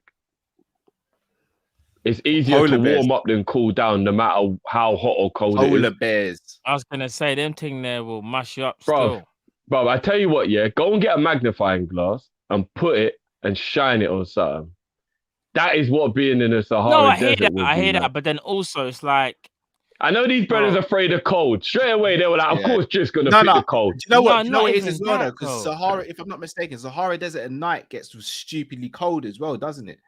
So it's extreme. So that means you gotta go through everything then. That means if you're stuck in the Sahara, your body's all types of confused. You don't know what is going on. 1 minute man's got hypothermia, the next minute man's got heat stroke. What the fuck? Yeah, it could be mad. I'm not gonna lie, Sahara Desert, it's kind of mad. I can't, because it's like, you don't think there's scorpions, snakes, and all them things there in the Sahara Desert as well? Very true. Polar bears, grizzly bears, them fam. And remember, everyone always thinks, like, looking at a film, you can sort of outrun. There's wolves in Antarctica as well. Bro, grizzly bear will catch out of you and just destroy you. Like, it will finish it'll dup your face. Like, if I hear that noise, bro, I'm done. All right, let me ask you this year. I know obviously the Sahara and the thing are complete extremes, but what was worse for what was worse for you? The hottest day of the year trying to get to sleep, or the coldest day of the year trying to get to sleep? Because it's the heat for me. I can't take the heat, man. No, I get you, but remember, we've got the luxury of having heaters and fans in it. When you're out in the elements, Just on your Jack Jones, you got nothing. So that's No, but that's freezing. what I'm saying. I could strip down, balls out naked in the Sahara, and I'm no cooler. At No, least you in would be. Antarctica, if I've got layers on, I can be a little bit But No, warm. but bro, we're it's just gonna talking about affect getting you. stranded, bruv. Yeah, it's gonna got affect what you. you So got, that matter what Yeah, gear but you if I got on went you. to the Antarctica, I would have clothing that would be appropriate for where I am. No, but you're stranded, so no one's coming to get you. So eventually, that's all gonna wear thin, bro. So yeah, you might be right for the first 24 hours. Then after a that. while, bro, you're gonna feel that cold. Listen, blood. I'll turn into Liam Neeson. I'll get out of it, man. And when you're I'm cold as sorry. well, remember you won't be able to run as fast. So then polar bears will be looking at you thinking, You can't run in the heat, brother. No, but it's the same. As I say, it's the same thing. It just You're depends losing on what you body want. weight by the second in the heat, bro. I'm not gonna lie. If you freeze, it's a problem. But Demo obviously, says you're if you overheated, survive, then you're if you done can with- survive you're in done as Jamaica, you can survive in Sahara. For real, Jamaica heat is no joke, man. Sam Max Legend says, "I take desert. Don't want to go out wearing thermal underwear." Hey, there ain't nothing wrong with long johns, man. As Cypress Hill said, "I ain't going out like that." I wear long johns in the winter. I'm not even gonna front. Yeah, you can't hate You on the man know long I johns. got no You can't hate on calves the on. long johns. I ain't got Oh, man, I'm no saying. meat around my shins, bro. I need to have some Dang sort of camels, thermals. though, Playing camels, though. No, I'm actually finished. I said you can eat as long as it's not yellow. If it's yellow, you better be getting out of there, bro, because that means For something real. else is there that you don't want to be bucking up with. Roel says, "Hey guys, from each of you, what are the chances we win the league this season in percentage, considering the business everyone else has done? Awesome show, listening from Boston, Massachusetts." I shout out Big to up. Boston. Obviously, Ooh, big you up, know, big up, Boston, Our Massachusetts owners as are well. from Boston and that. Yeah. So big Now, up when I Boston hear every time. Boston, I just Big think up, of man. Mark Wahlberg in the building. Yeah. Shout out Bro, Boston. I'm not gonna lie to you. Boston's one of the hardest accents to try. I've tried so many times; it just sounds terrible. That's why I got to Boston. stick. Yeah, it is. That's It why I is. got to stick to keeping John as a Southerner because I just can't do it. Yeah. Man, like Mark Wahlberg, though. I love And that if you're guy. a Boston Celtics fan, brother, big at yourself as well. So what are you guys I saying? will say percentage? 30% chance we win the league. Okay, I'm gonna go a bit higher. I'm gonna say 60 for me. I think there's a Ooh, 50%. No, That's high. sorry, 40. Sorry, I'ma I'm say- thinking of 60, 40. I'm gonna say 50% chance. We've got a chance, bro. We've got a Right, big chance. that is high still. 50% chance. Because it's long to go into now, but I just think with all things considered, if things go our way, like it kind of did in the 1920 season, then we can win this league. Like In there's- 1920, though, Matt, we never had that much competition for the title. It was only No, City, whereas true, now but- there's 4 teams, bro. I hear that, but I still believe Liverpool first 11, if they bang out for the majority of the games, not all the games, but majority, we'll be all right. It's just about when the top players are not on form or if we pick up injuries. That's what I say. That's what it comes down to. You said it yourself, Drift. Everyone fit, which we know is never going to happen, but we can win the league.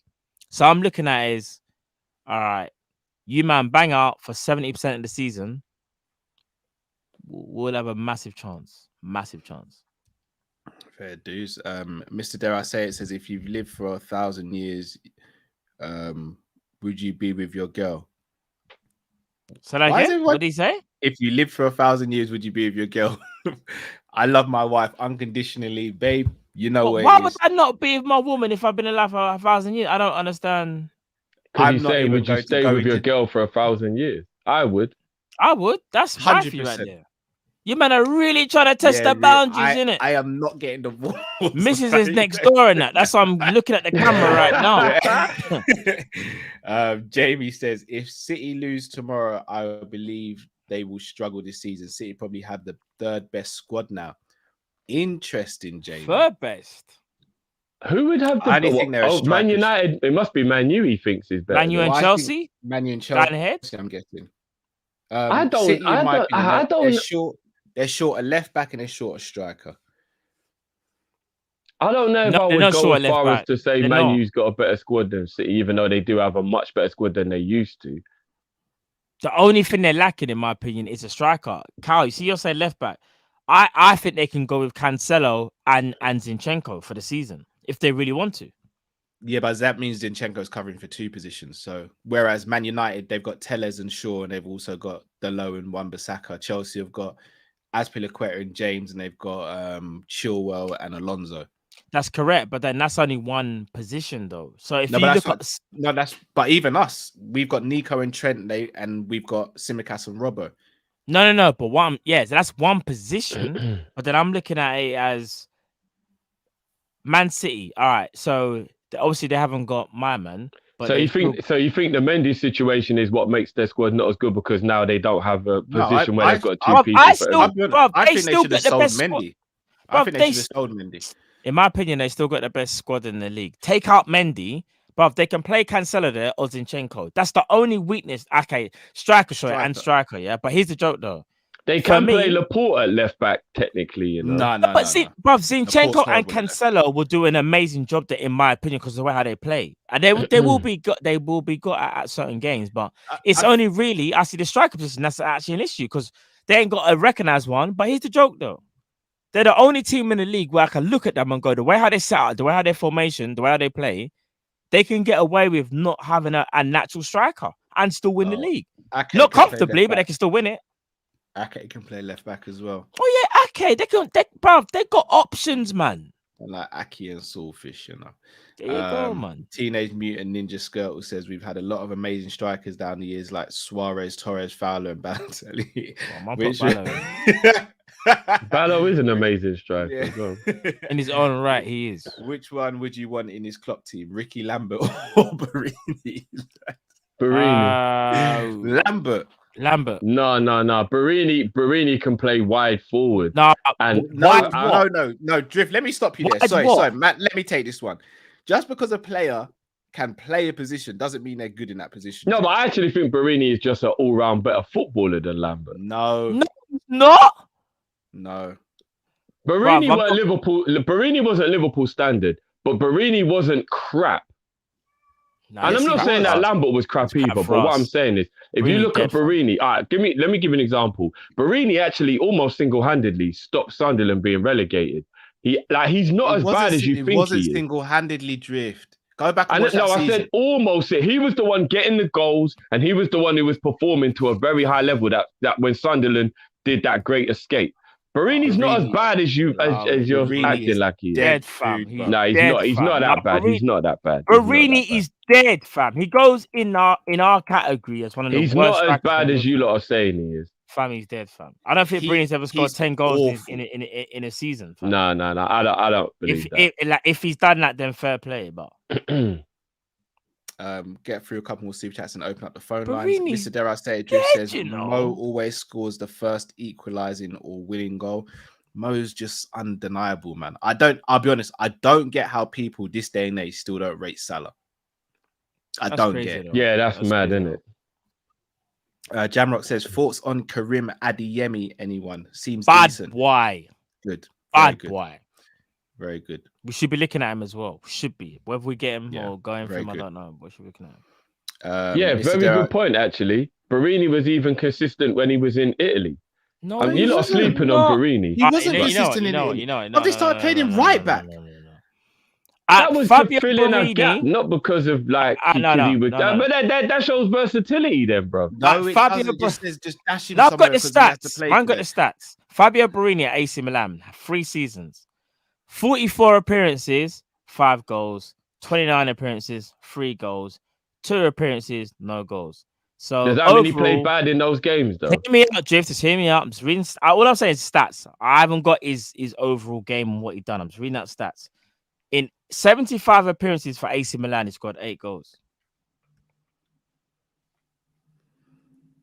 Still better playing than Lambert. Make it out what you will. He's not. Lambert, tell me this. Can Lambert let me ask you this. Who's a better technician? Because Barini could take people on, I would say Barini. Take people on? With what? Better than Lambert could take people on. No, bruv, they're both not dribblers, bruv. They're both not good. Barini could take people on better than Lambert. No, he can't. Barini will fall over his own feet, fam. All right. He'll fall over in his slippers. Let's be real. Barini's dead food. This couldn't finish. Hottest of hot takes you've ever Bro, I'm not going to lie. Lambert can take free kicks. Lambert can take penalties. Lambert is a one-on-one. Lambert can do what? Take free kicks. Yes, I've never seen Lambert score a free kick before. What? No, Drift. Get off that pack right now. Who's a better one-on-one? You're trying to rile me up now. Who's a better one-on-one finisher? Real talk. Who's better? Lambert or Lambert's Barini? a better finisher. Who's a better technician? I'll say Barini. So you're telling me? I can't. You know, I'm done. Just trying to wind me up tonight. I'm not even having. No. I would say Barini's a better technician. But Lambert's a better you're finisher. getting a short circuit in your headphones. That don't make no sense. Bro. You're trying to wind me up. You're trying to wind me up. I want the drift about headphones again, man. I want to. Yeah. This new one with the headphones, fam. All right. I'm not having it, bro. I'm not having it. Zabiri says, Did Matt check Consuela? Man said 50%. He must be thinking of the discount Cal can get him. we have a 33%. We have a 30% chance. Listen, if I think 50%, that's me, innit? Like, it's me. Like, I don't understand. If I think we've got a 50% chance of winning the league, that's me, though. Oh, that killed me. No one can tell me nothing. When we win the league, come talk to me about that silly comment. Actually made me laugh. Now, that was a good one. That was a good one. So, Jamie says Lambert was Kane if Kane had one leg. Lambert was good. He just wasn't good. Lambert decent, fam. What it is though, he came to us at the wrong time of his career. That's all that was. Too many games for Liverpool because the rest of the strikers weren't doing. I'm not gonna lie, and we didn't play to his strengths as well, though. Yeah. Roel says, Balotelli, we didn't. Listen, no shame. We didn't play to his strengths, bro. We did not play to my man's strengths because I think Balotelli. We're not putting Balotelli in that conversation. No. What I'm saying is Balotelli, even at Liverpool, looked worse than what he was because we never even played to his strengths. Bro. Oh yeah. And he never got to play with Sturridge, and I think they could have formed a good. He's always said Balotelli said of his own mouth, I was better in a two. He said that as well. So. Roel says, where would you rank Torres in your all-time Premier League Liverpool strikers? Can we do it? Roel, I'm going to cheat slightly. Yeah, can we do a separate show on that, please? Because I don't think we can just chop that up in 5-10 minutes. Yeah, that's a video still. I get very it plays on my emotions a lot when you say things like that, and I find it difficult to make a decision. That's like asking me what sweetie I want, Maltesers, M&Ms, or minstrels. I'm like, I don't really want to have that conversation. Do you know what I mean? I don't want to have that conversation. Dean, thank you very much for your super chat. Also, Mr. Dare I say it says, I can confirm Divock half volley in the Champions League final. Is this your burner account, Drew? No, but I can confirm it as well, though. I'm sure you can, bro. I can confirm it as well. They said in order to solve the Ronaldo versus Bruno penalty taking decision, they will have to get those fusion earrings from Dragon Ball Z. I don't get it. I don't get it. Can you fill me in? Someone fill me in. No, you gotta do no. Hold on. Fusion. Bro, trust me, I know what they're saying, Carl. Trust me, I know what they're saying. I don't know. I'm just completely out of the joke. Basically, the two best goodies had to come together to make one superhero to beat the bad guy, basically. Okay, so like Power Rangers when they come up with that. But what it would mean is they both get the credit. Okay, I get you. Yeah. You man are going, I'm gonna have to do this animating one day, innit? I'm gonna have to. Hold on, Jamrock. I just realized because you're from America, minstrels. What kind of? Well, yeah, they don't know about them chocolates there. Not the other word. Not the other word. Not minstrels. Minstrels, bro.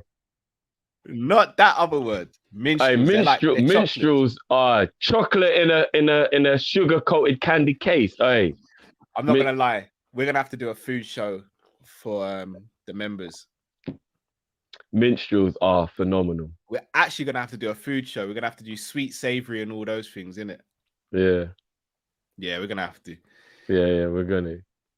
All right, guys. Link has been posted, so guys, make sure you come and join us. Dean says, our midfield with Fabinho, Fab, and St. Max. Your thoughts? So that would be a double pivot and a 10, I'm guessing. Jeez, don't get me started, but we know that ain't never gonna happen. Not bad at all. That would not be bad at all. All right, before we bring in the callers, just want to remind you guys we are sponsored by Fansbet for this show. So make sure you go and check out Fansbet as well, people, in the description. It's going to tell you a little bit about Fansbet if you missed them at the beginning of the show, people.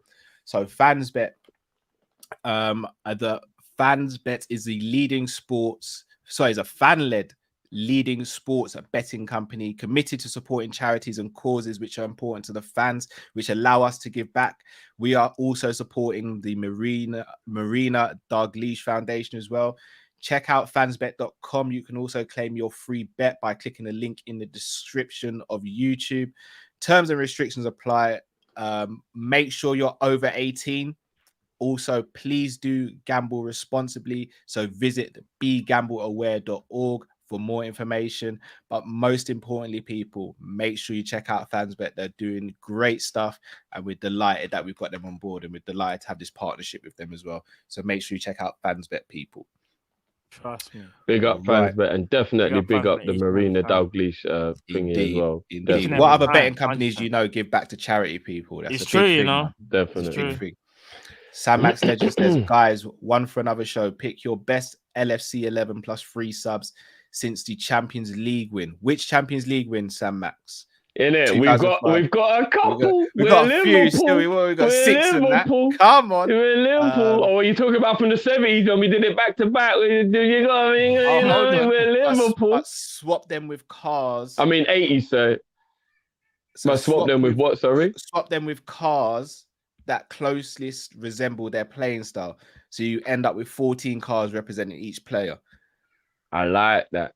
All right, that's a mad one, you know. I don't really know cars. So Drift's gonna win that quite easily because I don't really know about cars. Yeah, he's a car. I like that. I'm trying to think who's the AMG in our the C63 AMG in our team. Probably Mo still. Yeah, I don't have a So clue. no, do you know Van Dijk beat it? This is an easy one. Rolls Royce, isn't it? Yeah, Rolls Royce. And then I don't know, you know. Would we give? I tell you what, then Drift Could probably Virgil give be me a G-Wagon actually? Because he's smooth, but he's also no. I'm not gonna lie to you. I'm thinking about. You're gone. Yeah, no, because I'm thinking like tank.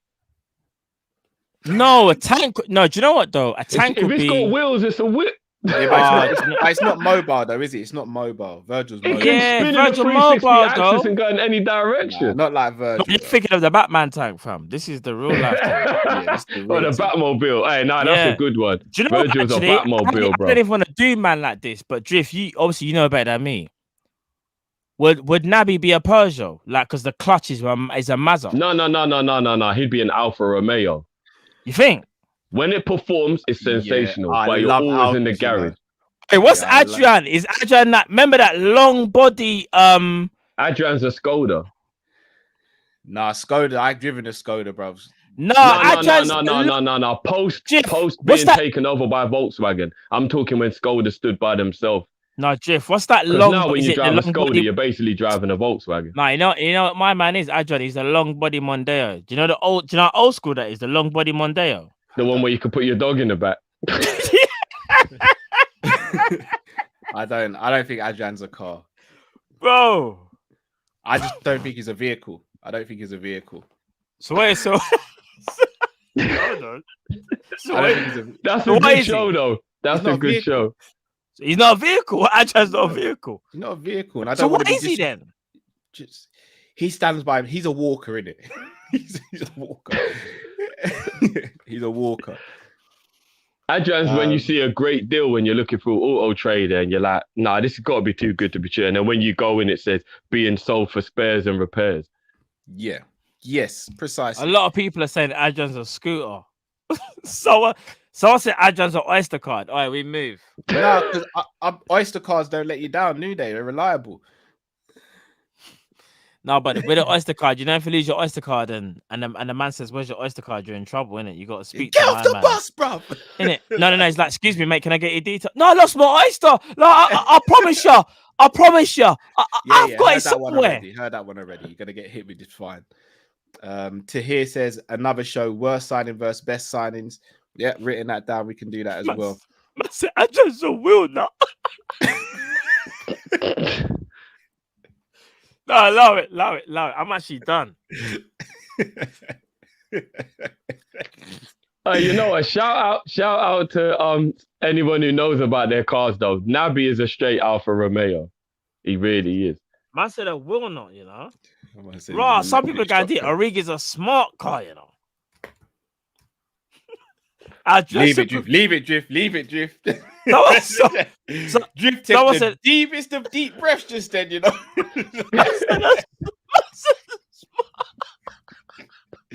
Drifty took the deepest. You know when you're naughty when you're a child and your mum just does that. That's what Man Drifty just did. said a smart car, you know. Hey, listen, you don't get congestion charge, and you can park like you're a motorbike in the up West End. So don't diss the smart cars, yeah. True. Anyway, we move. All right, let's get our first caller in. Teenage Mutant Ninja Skirtle. Hey, Matt, leave it out. Sorry. Someone said Karras is the freewheeler. All right, we move. Welcome to the show, bro. Best name on YouTube. Oh man, What's going on, bro? what's going on, bro? I think you're on mute, bro. Yeah, you're on mute. You're Can't hear you. mute, bro. We can't hear you, bro. You're on mute. Actually, no, he's not on mute. No, I'm muting. No, No, I'm you're on mute I'm now. muting now, bro. I'm muting now. If you can hear me, I'm muting now. See if it works. We can't No, hear it's you, not- bro. I can't Have hear you you. got Tell you something what. plugged into your auxiliary, or is your Yeah, mic? have you got switched anything off plugged in somewhere? by any chance? Oh, nice, frozen. I was gonna say, if not, All right, know what what? we're gonna do? We're gonna take you out, and then we'll try and bring you back in later. Yeah, bro. yeah. Yeah, we'll 100%, definitely try and bring you back in, bro. Yeah. That was a shame, man. Mr. Dare I say it, Drifty. How you doing, Matt Count Drift? Yes, What's brother, happening, we're bro? good. going on, What's bro? going on, man? Alright. So I've been watching Sorry you guys to cut since you. the 16, 1 minute. 17. Sorry. 1 minute 30 for everyone tonight. 1 minute 30 for everyone tonight. I'm gonna start your counter now. By the way, Matt, can you stop doing this? I haven't been stung by a I haven't been stung by a jellyfish. Yeah, I don't need that. Right? This chat is a mazzy, you know. This chat is a Man thinks this is friends, bro. I ain't no Monica and you ain't Joey, yeah. Mr. Dare I say it, Drift. Welcome to the show. Alright, so I have one question about Jurgen Klopp, right? Mm. And that go back to our last 4 seasons. You look at every single game that we've lost. That Jurgen Klopp can't win a game without having a starting, strongest starting 11, basically. Mm. If you go back to it, the game in which we lost against Man City, that 2-1 in the 18-19 season. Yeah. Who was playing that game? Lovren, right? Yeah, it was Dejan.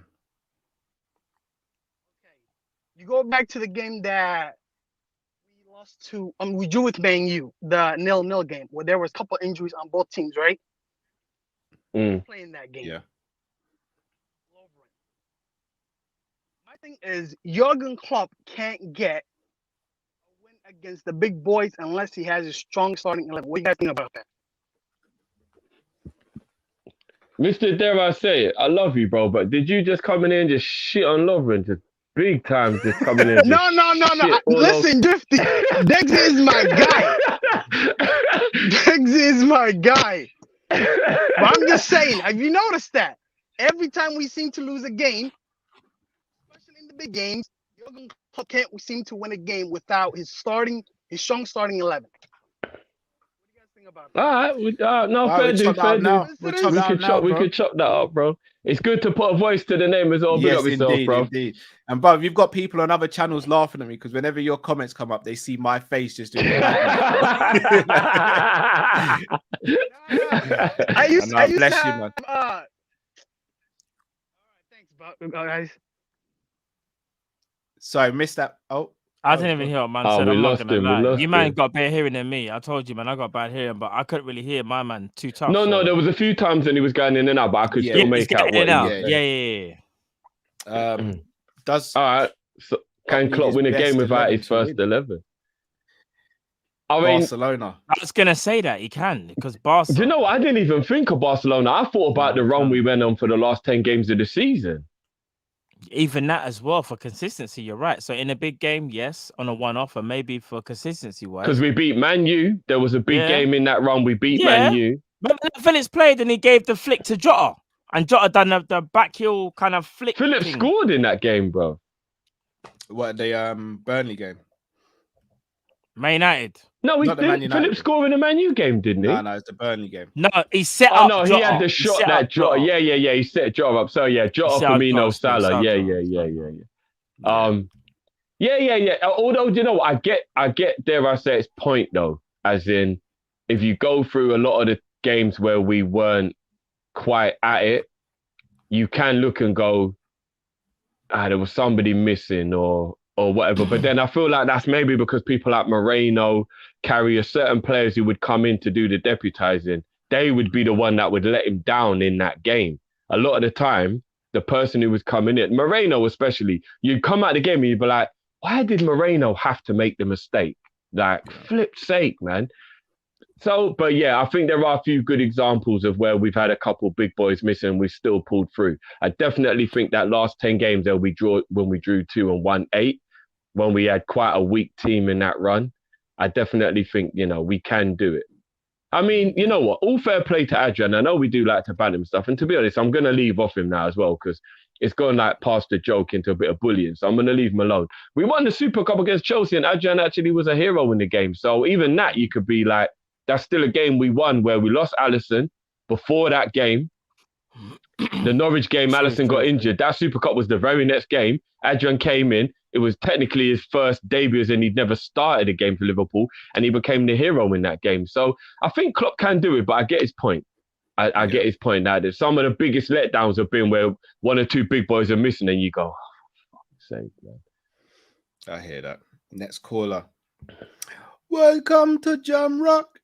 What's up, fellas? How you doing? What's going on, bro? What's good, bro? What's going on, bro? Not much, man. Not much. I'm gonna make you guys, I guess, director of footballs today. So we're gonna be rebuilding the Liverpool squad, and you can't spend anything higher than 50 million sterling on players. We're basically literally Michael Edwards then, yeah. Well, yeah. So you're gonna have to put on your thinking British cap. pounds or Raheem? He's still sterling. So yes. And you have to start the rebuild next year. How many years have we got? 3. You know what? No, I'll make it easy. Make it harder. 2. Oh, Jam. Flipping out. We're going to go. Hold on, no, Jam. When you said 50 mil, did you mean per player or that is actually the budget? No, per player. Come on, man. I was trying to say that could be the budget, okay. fam. We ain't Shrewsbury. No, because I looked at Callum's face when he said only 2 years, and the way Callum's face dropped was like it was literally 50 mil per year. No. 50 how mil. How many players are we actually allowed to buy though, Jamrock? Because we could go crazy and just say 50 mil for 11 new players, but that's not realistic. Okay, well, factor in, I guess the age and form of some of the players right now and try to identify which players you want to move out and which players you want to move in. Yeah, Right? that's cool. That's cool. I hear you, Jam. And then, Cal, have you put that stuff together? Yeah. The transfer? As in the stuff you sent me? Yeah. Yes, I need to properly put it together that we can put on the screen though, but I'm almost there. All right, bet, man. Love you guys, man. Bless up. Love you, bro. Love you, bro. Big up, man. Big up. Okay. Right. We're going to give all of us a minute to do this. So we've got 2 years to fill the gaps that we... All right, before we start the timing, let's identify so we're all clear. We need another right back. Hold on, is this going to be individual or... Because it might be we'll do it individual, but let's all agree on the position to make it easier. So we all agree we need another right back. Yeah. We all agree we need another goalkeeper. Yeah. We all agree we need another centre forward. And we all agree we need a wide forward. And we all agree we need a central midfielder /DM/AM, whichever one you want out of those. So we need another midfielder. So that's 5 positions, right? So we've got 2 seasons. That's right back, goalkeeper. Right back, goalkeeper, centre midfield. Midfielders. No. A striker, a wing forward, a central midfielder, whether that be attacking or defensive. Also 1 midfielder. A right back and a goalkeeper. Yeah. Would you not agree with that? 5 then, yeah? Yeah. So we've got 2 years, 50 mil top budget per player to do that. All right, who wants to go first? Yeah, go on then. I'll go first. All right, go to. All right, so right back, straight up, I'm going to go Max Aarons. Yeah. Homegrown. I think, obviously, we've got up to 50 million. I doubt it would take that much. Goalkeeper, I'm going to go Sam Johnston. Again, homegrown. And him and Kelleher can fight out for that second spot. Cal would have been amazing on The Apprentice because Cal's so on the budget. Man's even thinking about the homegrown thing, you know. I know. I just paused it because you man are eating into my time secretly. I know what you guys are gonna. Oh yeah, no, sorry. I'm not doing that. I'm not even doing that. Go. Wide forward is obviously Pedro Neto. Just come back from injury. I reckon he can get it from under 50. Central midfielder Basuma. I think you can get it for under 50. Centre forward. This is where it's techie. 50 M's. Central attacking Music striker. 50 M's. You have 50 M's. I think I'm gonna have 50 M's. I'm gonna go. I'm gonna go Vlahovic. Okay, do you know what? Even I think Florentino will put up more of a fight. I think the way we negotiate, we could get that down realistically to 50. So I kind of agree with that one. I missed one that I could have done still. You missed one. You missed two. You missed three. I should have looked at the comments. I'll go next. I'm not looking at the comments because the comments have helped a lot. Still. Yeah, I was gonna say I didn't even want him to do that, but anyway, all right. So right back. I actually don't think he's achievable at 50 mil, by the way. But yeah, go on. Okay, so all right. Right back. We just talk about transfer fees. We're not talking about budgets and salaries. Like that. That's true. Just fees alone, I will go right back. I have to agree with Carl. Max Aarons, I've said about him from time. Goalkeeper, this is where it really gets techie. Generally, I don't know. Goalkeeper, maybe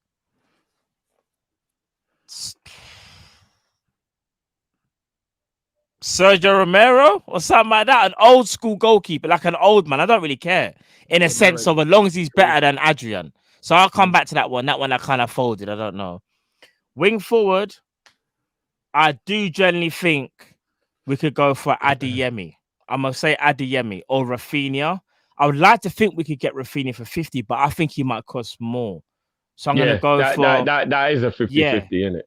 Yeah, so I'm going to go for Karim Adeyemi. Midfielder, I'm going to say Basuma as well.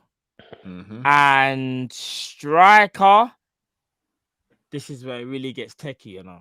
I really techie. 5 seconds. Don't know. Music a bubble. I don't know. Licking blood clot. Mina know. What have we got for you today? Isak. I just thought about him now. I'm trying to figure the strikers, but yeah, hit me with the thing. But Isak, yeah, maybe Isak or something like that. Or Alexander Isak. He's one that we could go for. Tonight is this one. What do you want? Take a video. Take a video.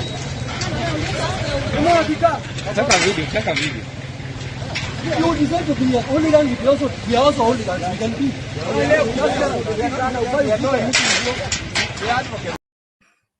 That's it. Take a video. That's what I can say. Take a video. All right, Drift, your go. In goal, I'd go Romero or Pope. You got to pick one. Yeah, pick one. Pope. Okay, yeah, I think you can get for 50 M's. But Romero would be more willing to be backup, I think. Yeah, because I think Ali will still be there. Sorry, I'm cutting you short. I agree with you a lot on Max Aarons being a good player, but I'll go Lamptey. Okay. I'm going Basuma in midfield. I'm going Coutinho as the wide forward.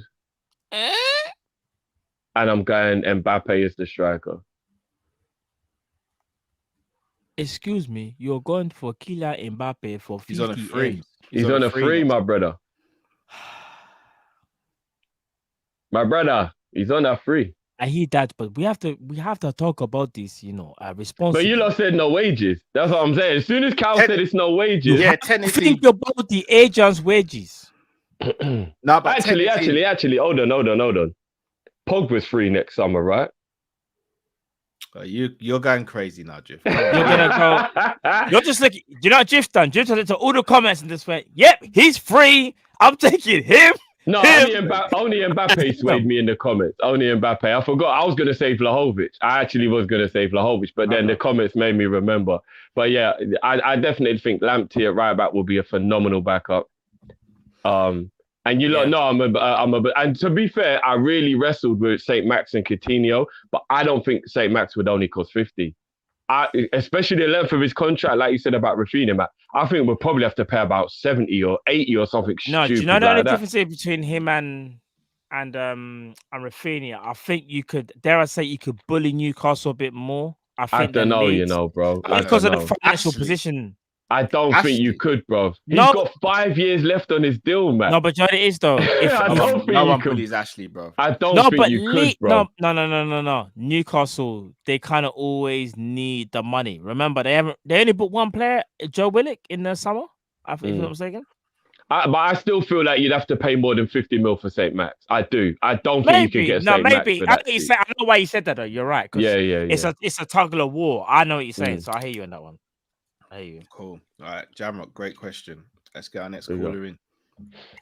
Like Liverpool, Lee in the building. Well, go on, brother. Hey, Go on, bro. That comment about the freaking Adrian being the oyster killed me, I swear. I was crying, bro. That was too funny, bro, because that guy's just a Wally, man. He's a joker, innit, bro? But yeah, you know what? My thing I was going to talk to you about, and I want you to chop it up. I'm worried about Klopp, because I kind of feel like he's, and you know what, Drifty, I feel like you're gonna feel like I'm coming for you, but I'm not. I love you, I respect you, but you're my guy. It's all love, bro. Do your thing. It's all love, bro. Do your thing. You know what? I feel like he's holding on to players a little bit too much, and one of my favorite coaches, Bill Belichick from obviously the New England Patriots, and he always says get players a year early than a year late. And I'm not feeling Mane in it. And one thing I want to say is when I talk about Mane, it's not an agenda. I'm just being objective in it. So if, for example, he scores, it doesn't mean he had a good game. The same way how we talk about, and you guys talk about Mo saying the same thing. Same way we talk about Firmino saying the same thing. So I'm just going to read off one player's stats in it, and I want you to see if it's a good thing.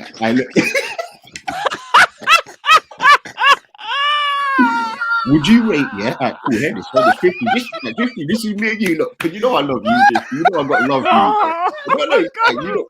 Wait. I don't want to get the video, man. Allow me. I don't want to get the video. Yeah, pause it, Kai. You have to pause. Like, give it extra 20. Extra 20. Just I'm asking 2 questions. All right, and I'm not saying no names. I just want to say if this is good stats for these 2 players.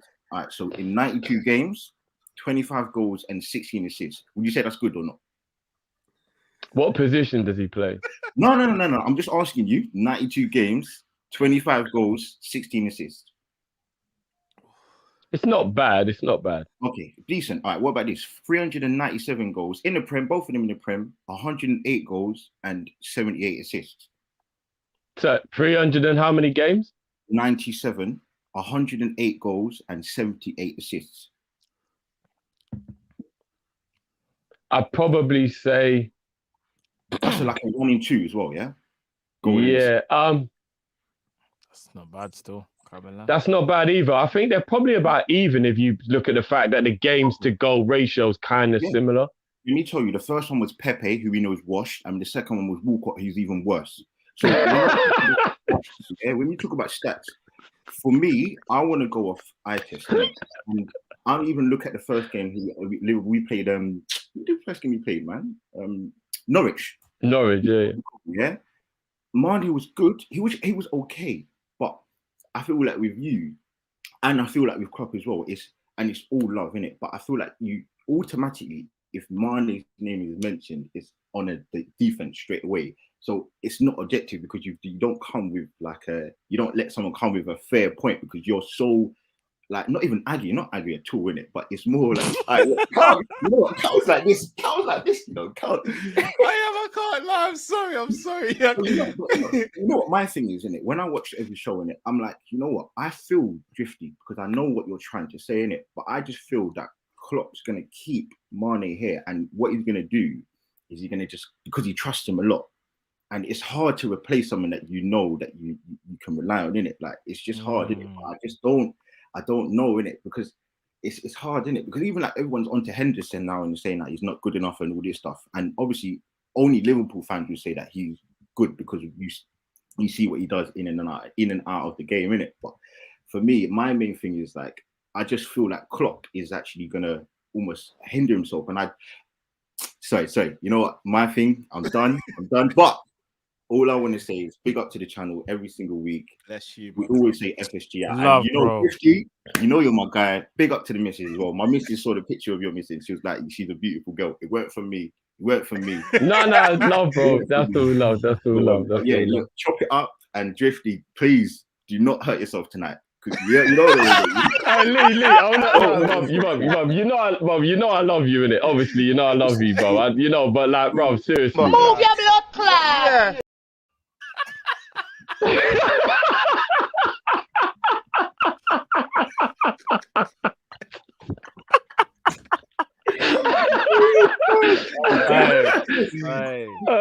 Too much joke, bro. What's going on? But I can't. Bro, I felt like Lee just come in the room and just punched me up, you know, bro. Man just ran in there and just tucked me up, blood. And then he put you in a recovery position, didn't he? Yeah, bro. Yeah, man, tucked me out and put. I came with love and guidance here. All we gotta say is someone in a black t-shirt is down there just reading.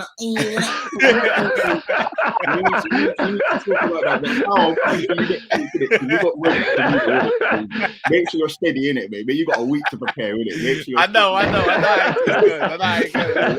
Love. Love, bro. Have a big weekend, bro. Big up Jamie bro, the chat, man, because he's such a solid guy, man. I 100%. Come on, Definitely, Jamie's a legend, bro. In a bit. Stay blessed, bro. Big up. Blessings for the weekend, man. Trust me. Boy, I'm not gonna lie. Shall I tell you what it is? The beauty of having this platform, I could see your face in the corner of the screen. I said, no. I know. 1 second, guys. 1 second. No, I can see the face. The face was just mad, bro. Trust me. I just was like, nah, I need to put this full screen. Yeah, I see you, Cal. I see you, bro. That was hilarious. All right, Drift, I'm gonna actually give you a minute 30 because me and Matt ain't gonna really speak on it. So, the floor's yours, Drifty. Well, first of all, Lee knows what he's doing because he butted me up at the end. Listen, all right.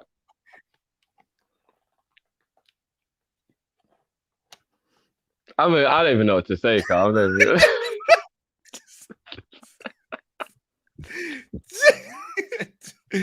Oh my word! I don't think I'm emotionally stable enough to answer this question, bro.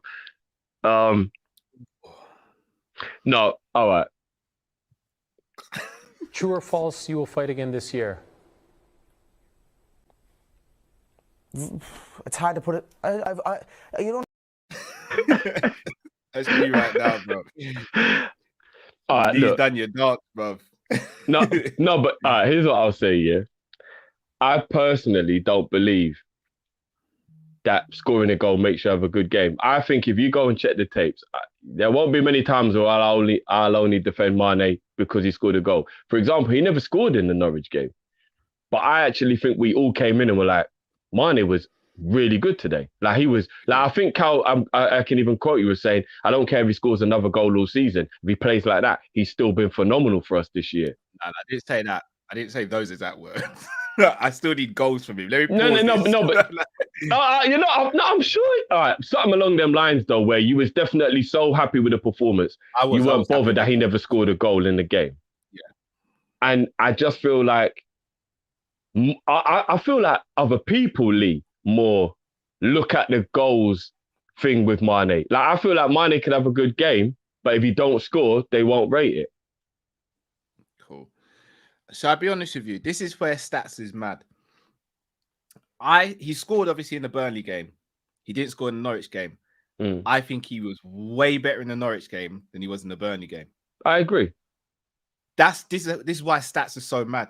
So again, for me, it's not a case of when we go back and forth with Mane drift and you say his goal contributions last season, like it's never been a thing with his goal contributions.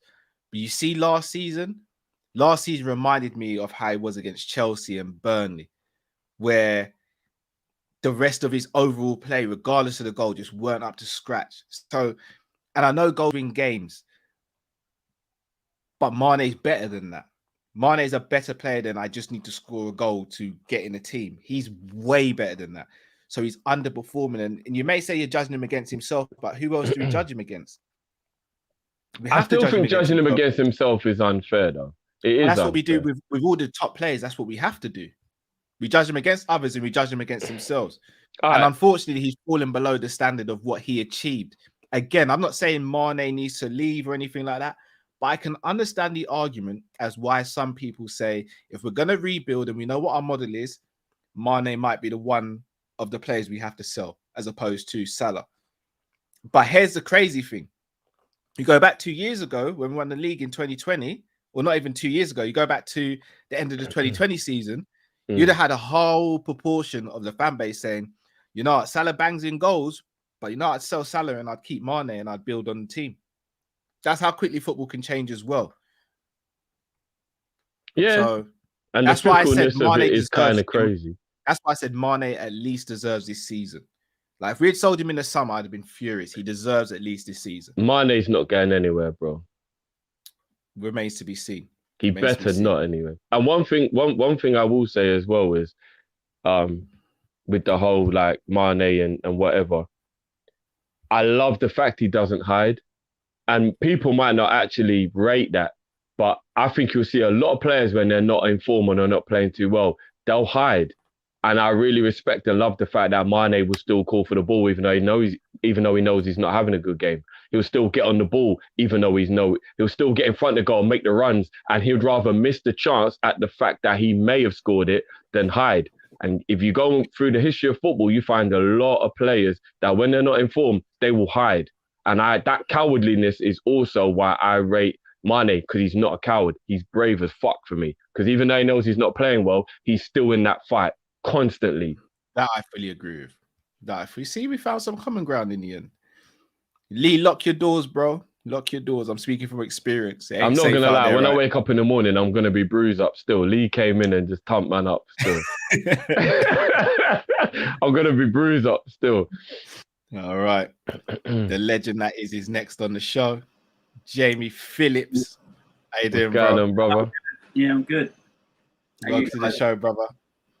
Right. So, I just want to say one thing first.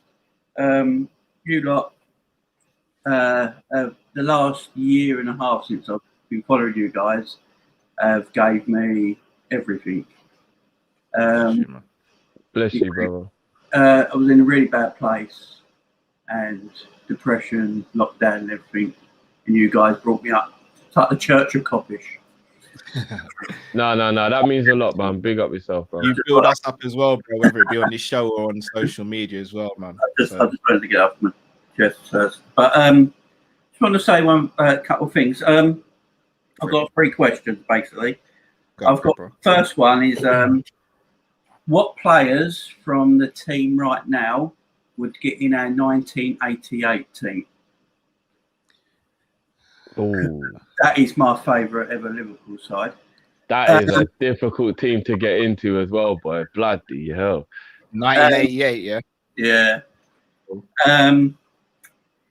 Was that the year we signed John Barnes, sorry? It certainly was, yeah. Beardsley, Barnes. Yeah, that is a difficult team to get into, boy. This one might be controversial.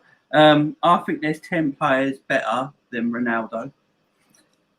Not controversial at all. If you're talking about Christina, that's not controversial. Yeah, Cristiano Ronaldo. Yeah. Thank God. R9's the greatest striker that ever lived. There you go. But Cristiano Ronaldo is a bit of a fraud. And I just want to say something about Salah, because I've seen since the international break, lot of social media and other YouTube channels decided to take the piss out of Liverpool week for some reason. I don't know why. I have no idea. I have no idea why, but it always seems to be every international break they've got nothing to talk about.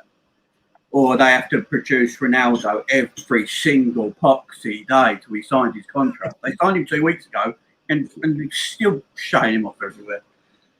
But the Salah contract, it's just doing my head in. Why do people not understand that Salah is a world-class footballer with huge marketable ability? I don't get it. I have no idea. And when you hear he's a system player and stuff like that, well, last season we had no system.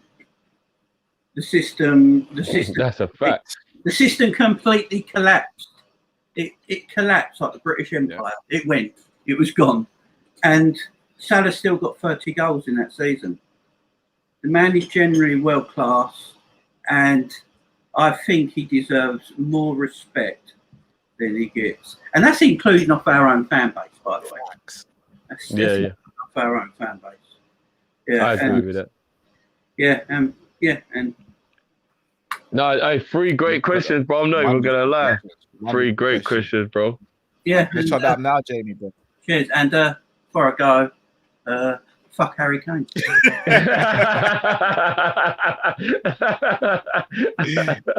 We'll catch up during the week anyway, bro.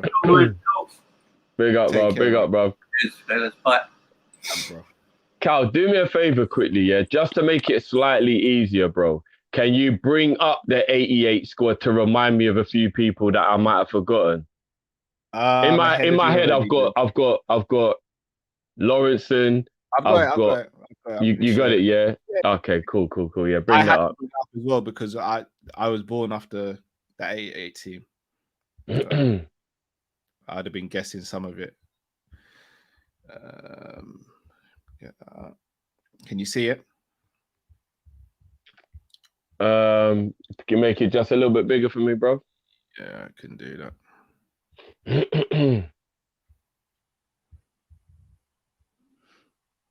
All right. Yeah, so Beglin, what a bad boy. Gillespie, what a bad boy. Hanson, what a bad boy. Nickel, what a bad boy. Staunton, bad boy. Moving into midfield, Dalglish, Barnes, Houghton, McMahon, Marsh, Molby, Spackman, Whelan, Aldridge, Beardsley. Bro, hey, does anybody even get in this team? Hold on a minute. Gerrard does. Someone's got to sit down for Gerrard. Yeah. No, but he said the current team, bro. So it's the people who are playing at the moment. It's the current team. Sorry, it's the current team. Virgil's got to get in somewhere. Oh, go back to the defenders again for me quickly.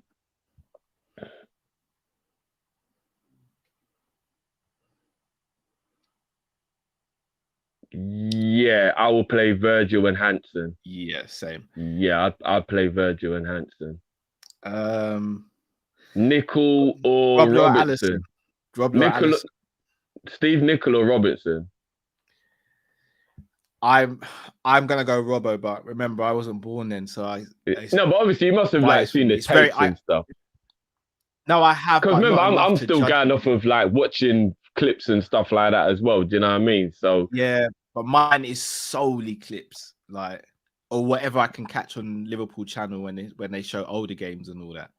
Alisson over Grobbelaar, probably. That might be a controversial one, but I'll probably go Alisson over Grobbelaar. I would have that. Yeah. Beglin was a little bad, man. Gary Gillespie, shout out to Gary Gillespie, still doing commentary and that. Yeah. All right, so the clear book. I need my lawyer, to be honest. I think you got to go Barnes. This thing stand. No, I think you got to go Barnes. I can't even be biased. John Barnes is different. John Barnes is why I support Liverpool. John Barnes is different gravy. A lot of people remember Barnes wrongly because he was really old and then he went Newcastle and all that stuff. Peak John Barnes was different. Just check the tape. Salah get in the front line? Because you got to think about formation. Back then it was a 4-4-2 and that, innit? So you've also got to think about like formation and that. Would we be playing a 4-4-2 or 4-3-3? Who does Salah get in ahead of? You got Dalglish or Kenny? So no, but I think if he's doing a four, if you're doing Kenny was kind of coming to the end of his career, then, innit? But if you was playing 4-3-3, I'd actually play Kenny in the middle. I wouldn't play him in the front three. I'd play him as the point at the top point of the three. Are you playing Beardsley then? I would drop Beardsley and play Salah. I think Salah would get in over Beardsley for me.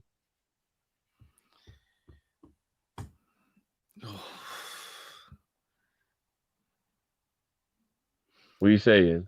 Oh, it's tough.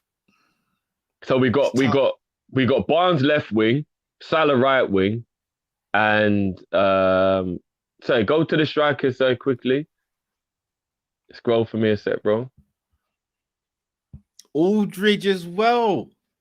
Aldo. It's got to be rushed though. No, I come on, Johnny Aldridge, man. It's got to be rushed though. It has to be rushed. Yeah, I'm saying Rush is probably the best striker that's ever played for Liverpool. Yeah. Ian Rush is probably the best striker that's ever played for Liverpool. Rush is guaranteed. I'm talking about who plays next to him. No, but if we're going 4-4-2, then maybe Aldo. But if we're going 4-3-3, then I'm just playing Rush down the middle of the zone. I'm playing Barnes and Salah on the. Gee, Barnes and Salah on the wings. Yeah. That's naughty, bro. 10 we'll let the people in the comments like see what they are. What's everyone feeling? 10 players better than CR7 drift. Is that a known show? Is that a known show? The only people I'll say are off the cuff that I personally think are better than Ronaldo, and I know I'm going to get a lot of smoke for this. I think Neymar's better than Ronaldo. I think Messi's better than Ronaldo. And statistically, obviously, nobody's probably better than Ronaldo. But as a player, I still prefer Lewandowski to Ronaldo. I prefer Suarez to Ronaldo. 10 might be a stretch. 10 might be a stretch. Yeah, do you know, I should have been a bit clear with Jamie and asked him what his criteria was. So we may have to I think Jamie just means in general. Cool. And then, we've kind of spoken about it quite a few times, but Salah disrespect, it comes from a place of hate. Not in terms, when I say hate, I don't mean in terms of like political hate and all those sort. Hater is in, you hate the guy for what he's achieving. So you find some way to tear him down. Because if Salah was drawing up these numbers at Chelsea, Man United, Man City or Arsenal, no one would have anything to say. Those clubs would love him. Look at what they're like with Bruno. Look at what Man United are like with Bruno. Look at what Man City are like with Sterling. Look what Arsenal are like with Aubameyang. Look what Chelsea are like with Lukaku. Salah swamps all their numbers and has done it since he's been in the league. Speaks for itself. What's mad is so if the CR7 thing was of all time, 10's easy, by the way. 10's easy. If you want me to do all time, 10's easy. With the Salah thing, bro, like shout out to my bro if he's watching this, because I know my bro watches the show a lot. If you're watching or you're catching up on it, big up your damn self. When I talk to him, he hates Mo. Obviously he's a Man U fan, so the hate is based on the rivalry. Like he doesn't hate Mo, he hates on all Liverpool players. But from talking to him, I kind of know why people don't rate Salah. Do you know what it is? They couldn't accept that his trajectory of brilliance was so quick, they never got a chance to get used to it. When I talk to my brother, we're 4 years down the line and he still says the same things he said the first year. And I'm like, bro, move on now. It ain't the first year anymore. Yeah. Because remember, we got a lot of one season wonder, rare, because they all remember the Mo that flopped at Chelsea. They can't remove their brain from remembering that Mo that was, 20 or something like that at that time? Like, come on, guys. The trajectory of his career is actually beautiful because you actually watch Chelsea try to destroy him after having a very good Basel career. Then you watch him go to Fiorentina and play well. That gets him a move to Roma. He plays even better. Then he comes to Liverpool and fulfills his potential. You watch the trajectory actually go the way it's meant to go. But because that Liverpool first season, that debut season was so sensational, people couldn't get used to the idea because that was when the stardom kicked in. Because even though the trajectory was beautiful, the stardom just went like that, like boom. No one was ready for it. And they hated on it. And it's all hate. It's just a hating thing. Mo Salah don't get injured in that final. We win back-to-back Champions Leagues. Facts. Done. I don't even care what anyone says. Real Madrid ain't talking to us if Mo finishes that game. Yeah? But so people can't handle what he did. They can't take it. So for me, all it is just hating. I think deep down, everybody knows Mo's that dude. And there's no one in world football that ain't taking Mo like that if we said you want him. Like that. It don't matter who your right wing forward is. They sit my bro just said he's watching. Yeah. Right now he's living because hey, jump in, bro. Jump in. But yeah, there's no one in world football that right now we say, do you want Mo for your right wing? Like that, they're taking him. Facts. So, you know what I mean? Is what it is, man. But if you ain't got haters, you ain't on top. What's up, guys? Yes, how are you, really, guys? brother. What's going on, bro? Like, basically, I have 3 questions. First one is for Drift and Matt. And I just ask you simply, what R9 has that Messi hasn't? Because I haven't seen him play on TV, you know? This for Drifty. Because I think Messi, I don't think we will ever see like him anymore. He's the GOAT, in my opinion.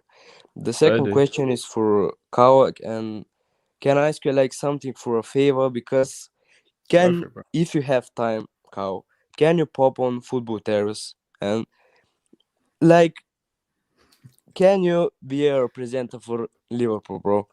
Because I'm mad, you know, these Liverpool fans on that tier brought in, they are deluded. I'm gonna say they are deluded.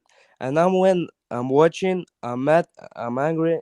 I'm not gonna lie. If you have time, can you pop on? And the third question is, what do you think of Jude and Karim Adeyemi news? What do you think of them? Great question. Yeah, big up, man. Big up. We chop that up now, bro. Rudy, always as always, bro. Thank you very much. It's a pleasure, bro. Goodbye. Big up, man. Big up. Bro. Take care. All right, the Ronaldo thing, let me just get out of the way. I don't necessarily think that I would sit here and say Ronaldo has something Messi doesn't.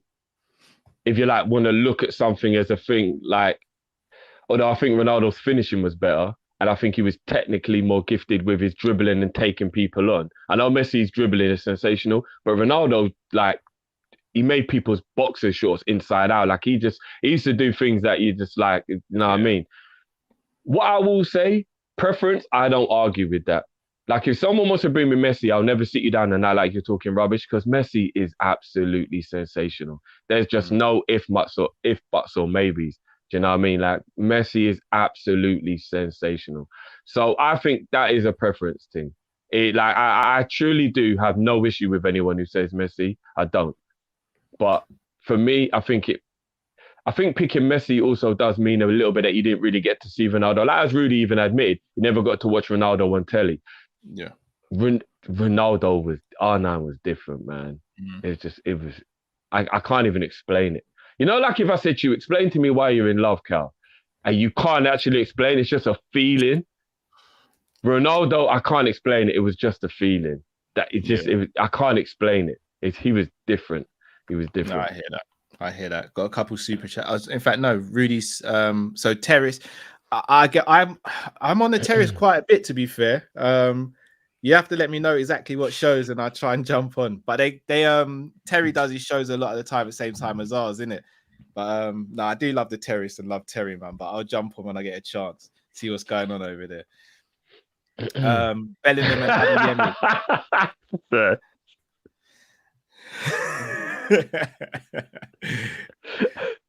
So yeah, go on. No, we're not even laughing at this super chat here, mate. It's what. No, it wasn't that one. It was sort of Mr. Dan said we miss Matt in the car. Say again. I said, I don't even know what it is. I have no idea. I haven't been in for about 10 minutes, bro. He's just. To be fair, I think we all miss car, Matt. Still. The car thing was a mazza, you know. To be fair, it'd be impossible for you to do it now because you got the mic and laptop. Yeah. That was like old school. Not even that. That was like, if I'm not mistaken, that was like the first time we were like COVID and that, innit? Like when the COVID. Yeah. It was. I'm not there gonna were some hot summers in that car, bro. You man won't understand, bro. Listen. After the mothers. Shout out to Dave's LFC chats as well. Make sure people Big up follow Dave. him after the show. Make sure you subscribe. Big up Dave. What's going on, Dave? Ahmad, the link is down now because we've only got our last callers coming on. We've got how many have we got? We've got 5 callers coming on. So the link is down for today. But drop me a message on Insta or Twitter. In fact, drop me a message on Twitter. You have a better chance to get me there, and we'll make sure you get on as a priority next week, bro. Why is everyone calling for car Matt? I see comments like, "Oh, hop in the car, big man. Car Matt was humble. Bring back you know. Hey, you man don't know. Listen, old school tunes 80 says Cal Matt Drift. Yes, my brothers, love and blessings to you too, bro. Big up. Adaj Free says he has to adapt his game, but there are some goals Mane scored with us that he's not capable of scoring anymore, i.e. the debut goal against Arsenal and his one-on-one versus Bayern Munich. I disagree with that. The Arsenal one, I don't see him scoring anymore. The Bayern Munich one, I actually can see him scoring. Yeah, not the Arsenal, maybe. The Arsenal one. But the Arsenal one's kind of... I don't know how many other players would be doing that in history again. Like, that was just something else. But I get the point there. Teenage Mutant Ninja Skirtle says, sorry guys, my computer wasn't working, but my question was, which player came out of our youth team? So which player that came out of our youth team do you think wasted their talent the most? Ooh. For me, I think it's Jordan Ibe. I know we went through a lot, but in terms of talent, Jordan Ibe for me was probably one of the most talented players. All right. I'm going to go left on this one, and you lot might disagree, but I'm going to base it on how close he came. Flanagan actually got to a point where he established himself in the team. No. And then fully just went left. I'm going to be real. Because I think a lot of people are forgetting that Flanagan was actually part of the team that should have won the league. And he was kind of important. No, but you know what's so mad? You know when you look back at certain games and you look at Flanagan, he was playing left back. You know, he's a right back. I'm gonna be real, cutting their head. Flanagan was kind of very basic, you know, because he kind of was. It like that. He had something about him. I think because him being a Scouser, and him having an extra passion. But I'd even say people like, let me give an example, like John Joe Shelby. Arguably had more potential than him. He didn't come through the youth, though. Oh, no. Did he not come through the youth, John Joe? No, we got him from Charlton. Yeah, we got him from Charlton. That's a good shout still. All right, let me give you another one. I actually think Flanagan, to an extent, kind of maximized what he had. No, but what I mean is, at one point, we felt like we were good. Like, he was good. Like, we can't all just look at how his career went and all the things he did off the field and then start doing the hindsight. During the 13-14 season, we thought we had our Scouser in the team. No, agreed. He was performing exceptionally well. He was playing out of his... Yeah, no, do you know what it is? He was playing at a level that I don't think he would ever reach out of again. position. Yeah, he was. Out of position. Man said a right back playing at left back. He was. Jamrock says, Terry does stuff to bait Liverpool fans and they take it. Yeah, we all do it on YouTube, though, to be honest. Like, I'll be honest, I've been there baiting other fans. I do it as well. So I can't even hate. I do it. You got to remember, Terry's a Man U fan, so deep in his soul, he loves winding up Liverpool, man. He loves it. You wait till we get Terry on here. You see how much we bait Terry and all the other Man United fans. And like, we do it as well.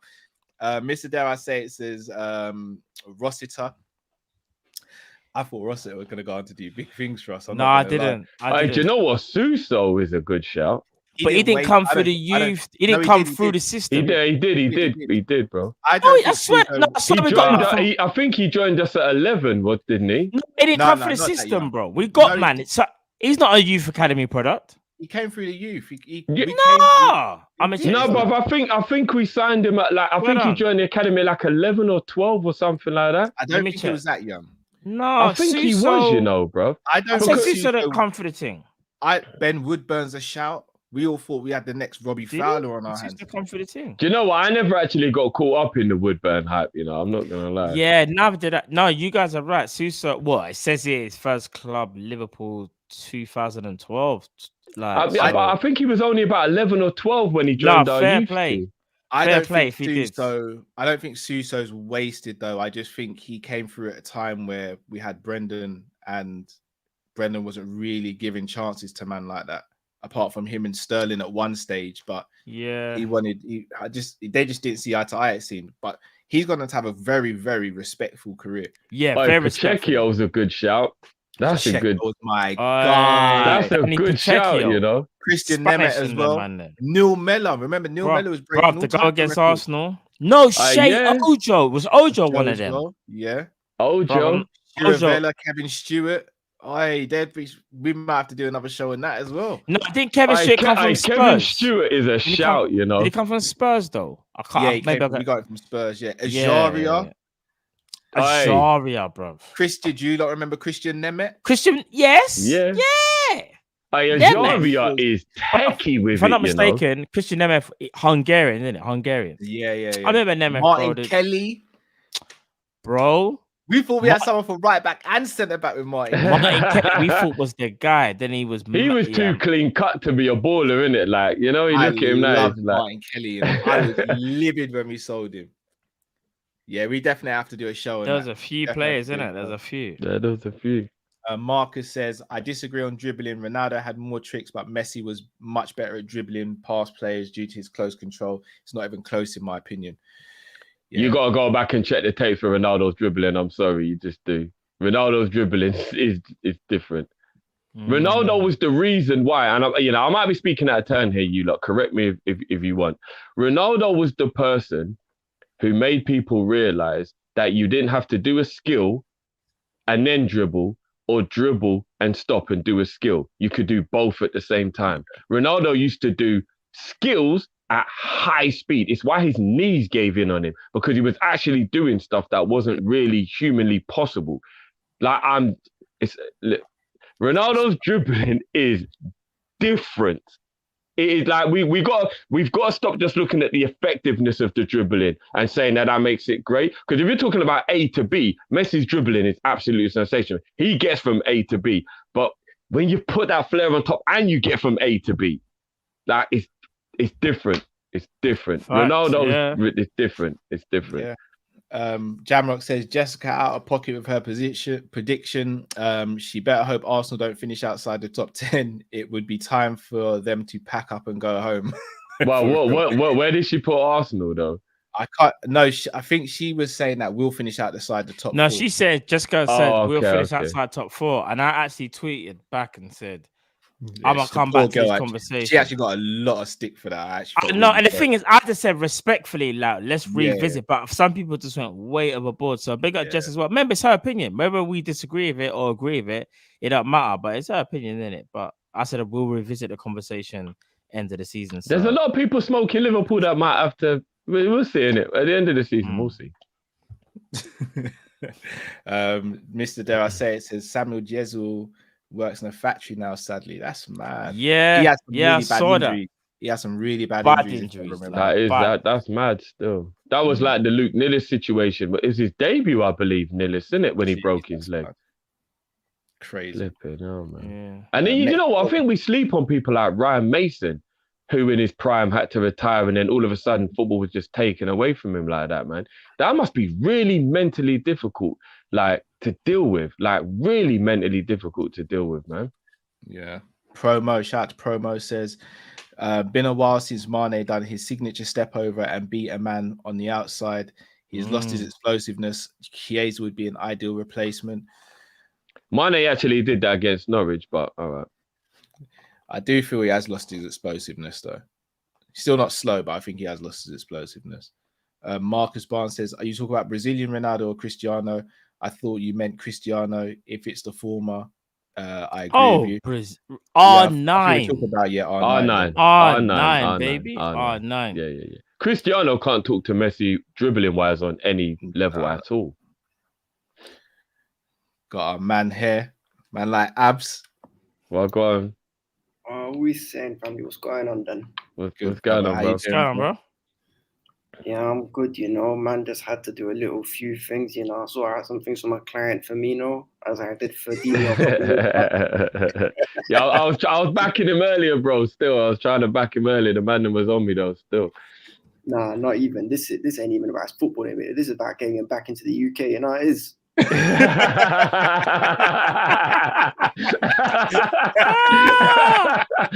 Oh my days.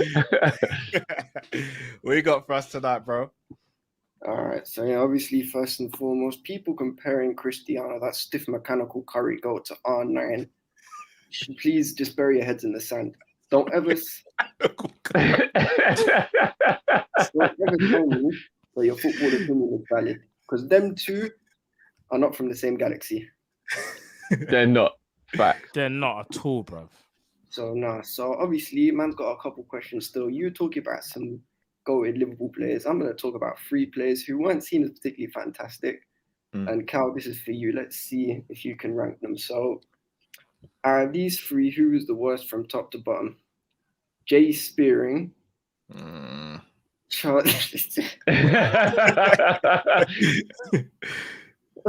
his name? Markovic. Oh. Or Charlie Adam. Well, who was the last one? Charlie Adam. Charlie Adam. And then these last 2, these are good ones. I think Matt and Drifty are going to like these.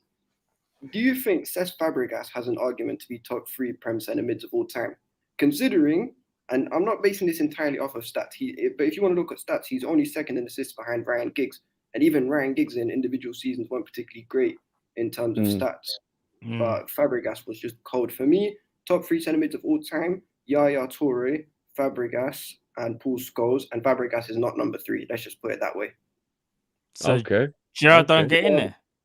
For me, no, it's a preference thing because, listen, Gerrard. You're on a Liverpool channel here, bro. Careful in the comments, Abs.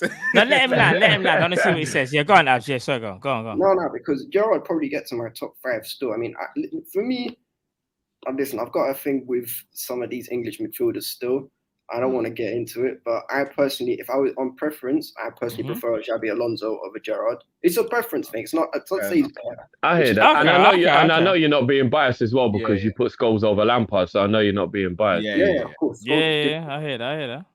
And then last thing, you see, Matt, you see how there's so many pagans out there in Europe. These pagan teams like Barca and Madrid. Who for you are the top 3 most hated teams in Europe? If it's me, there's only one that goes up top. UEFA alone are the most corrupt institution in world football. And then probably have to be Bayern because they tore us a new one. They treated us. No, I like Bayern because, we won the Champions League over there. But yeah, that's about it still. Big up, bro. Big up. Having a little smoke and that. All right, I see. So the Fabregas one's for me and the corrupt one is and the hated one's for Matt, yeah? Yeah, so what was that? Yeah, so my mum was ranking the 3 worst players that you Yeah. Man of the 3 worst clubs, I think. Most hated guys. Yeah. Cool. Most hated. Yeah, but big up. 3 shotters like Wayne and Biggs. You already know what it is. Big up, bro. Big up, man. Big up, Abs. Hey, man, no. Win. Legend, bro. Guy's a legend. Who wants to go first? Can I just rip the band-aid off and go for Yeah, go on. Your one's kind of easy. I know who the best one is out of yours. I want to know which one you're going to put at the bottom. Yeah, that's what I want to know. As much as Abs has done me dirty, as much as I love Abs, he's done me dirty here with this question. It's horrible, but I'm going to do it. I won't even need a minute. The worst out of all of them is Jay Spearing. Then I'm going to go Markovic, and then I'm going to go Charlie Adam. If you're talking about Liverpool career, though, Spearing's career was better than Markovic's. I'm not talking about any of their careers at any club, but I'm just talking about them as players. Spearing's the worst, Markovic second worst, and Adam. Fair dude. I'll go next. Fabregas. For me, Fabregas is an absolute Premier League GOAT. There's absolutely no shape about it. And in fact, he's actually just a GOAT in football. I think I have to take my rivalry out of it because I hate he played for the two teams that I hate the most other than Man United in the league. Fabregas is GOATed. Like, he's GOATed. But he can't make my top 5. He can't make my top 5. He's GOATed, though. Cool. He's GOATed. Right. Lampard's the only one I would put him over of a lot of other people. I know a lot of people might put Lampard over Fabregas, but I'll go Fabregas over Lampard. It's a hard one still. I'm going Matt top 3. My one's kind of tough. I'll say Barca's definitely in there because Barca, everyone hates them because at a certain point, Barca took everyone's best player. Like, let's not forget, like, they are that team where they took Coutinho, they took Mascherano, like, they took Suarez. They took, bruv, they've taken so many bruv. So that's why Cleb. Fabregas. That's why they are number one. To throw some shade in. No, but that's what I'm saying. That's why they're number one. And that's why when we all laugh at them at their demise, I think everyone's kind of like in agreement. All the top teams or all the supporters are like, yeah, I just want to see them suffer because they've been on top and whatever and stealing players. Now it's about time. Next team, I'd say, I'm gonna say maybe Real Madrid as well, you know. Real Madrid have that kind of cockiness about them where I feel like they kind of feel that they can just bad everyone up and still best players. I don't know if a lot of teams outside of Spain like them. Obviously, they do. Obviously, still Real Madrid, but I just feel like Real Madrid are another one where they just kind of step on your toes and when they want a player, they'll just grab him and you're just left standing. So that's another one. The last one.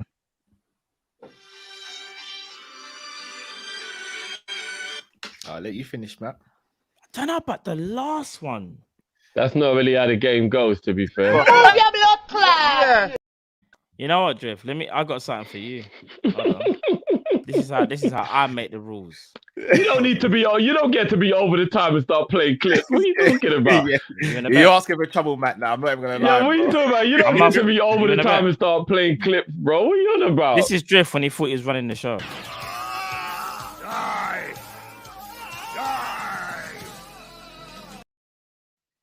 Yeah, that's right. I'm prime. You're moving like Real Madrid, your damn self, bro. I'm moving like prime. You're moving like Ultra Magnus. Anyway, even though my time is gone, I'll give the last one. I'm gonna say City, only because they just come in, just spending money. No one likes them, and not only. Well, in fact, no, I tell you, like Arsenal fans like them because that's their second club now. They've all negated to Arsenal. They've all Arsenal fans have kind of gone to Man City fans, but it's Man City because the corruption thing in it. No one likes to see that, and the whole.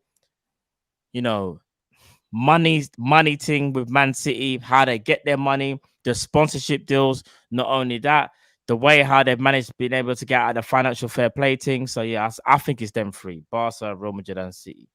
I think you picked the wrong Manchester club, to be honest. No. Lee, let me tell you something, Lee. Me no business where your name is with it. Liverpool Lee, Arsenal Lee, Guna Lee. Keep with name out of your mouth. Don't mention Burnley on the forum. You understand? We are a global entity. Don't take liberties, boy. No, don't rap with Burnley. We're gone. Make sure me no catch you. Make sure me no catch you. Lee, you should know better than that, Lee. You know Island Dutch don't take no slander, bro. You know we don't take no slander. Mr. Dare I Say just says top 3 teams you man hate personally. Mine is Chelsea, Atletico, Man U. Ooh, yeah. Personally, mine will be Man United, Arsenal, Man United, and Barcelona. I'm not gonna act like this demise is like gonna like because of my friends who always threw Arsenal being better than Liverpool for all them years in my face. Arsenal, my hate for Arsenal is. I don't even hate Arsenal. They're just annoying. It's the fans. Yeah, I don't hate them. They're just annoying. No, but for me, that's what counts, bro. Because I don't think I would hate a lot of teams if it weren't for the fans. You telling me you don't hate Man United? Yeah, I hate United. You didn't put Man United. Man United is different, isn't it? That's Did you not put them in your top That three? rivalry will always be there. That rivalry. I hate Everton, bro. I don't care what this about. No, I know. Oh, Everton. I forgot about That's that. what I'm saying, bro. Mine is Man United, Everton, and probably Barca. Those are my three. Or yeah, probably Barca still. Chainsaw DH, can you hear us? Yeah, I can hear you. Welcome to the show, man. Big up you guys. This is my first time on. I've got 3 questions and 2 facts. I'll go through the 3 questions quickly.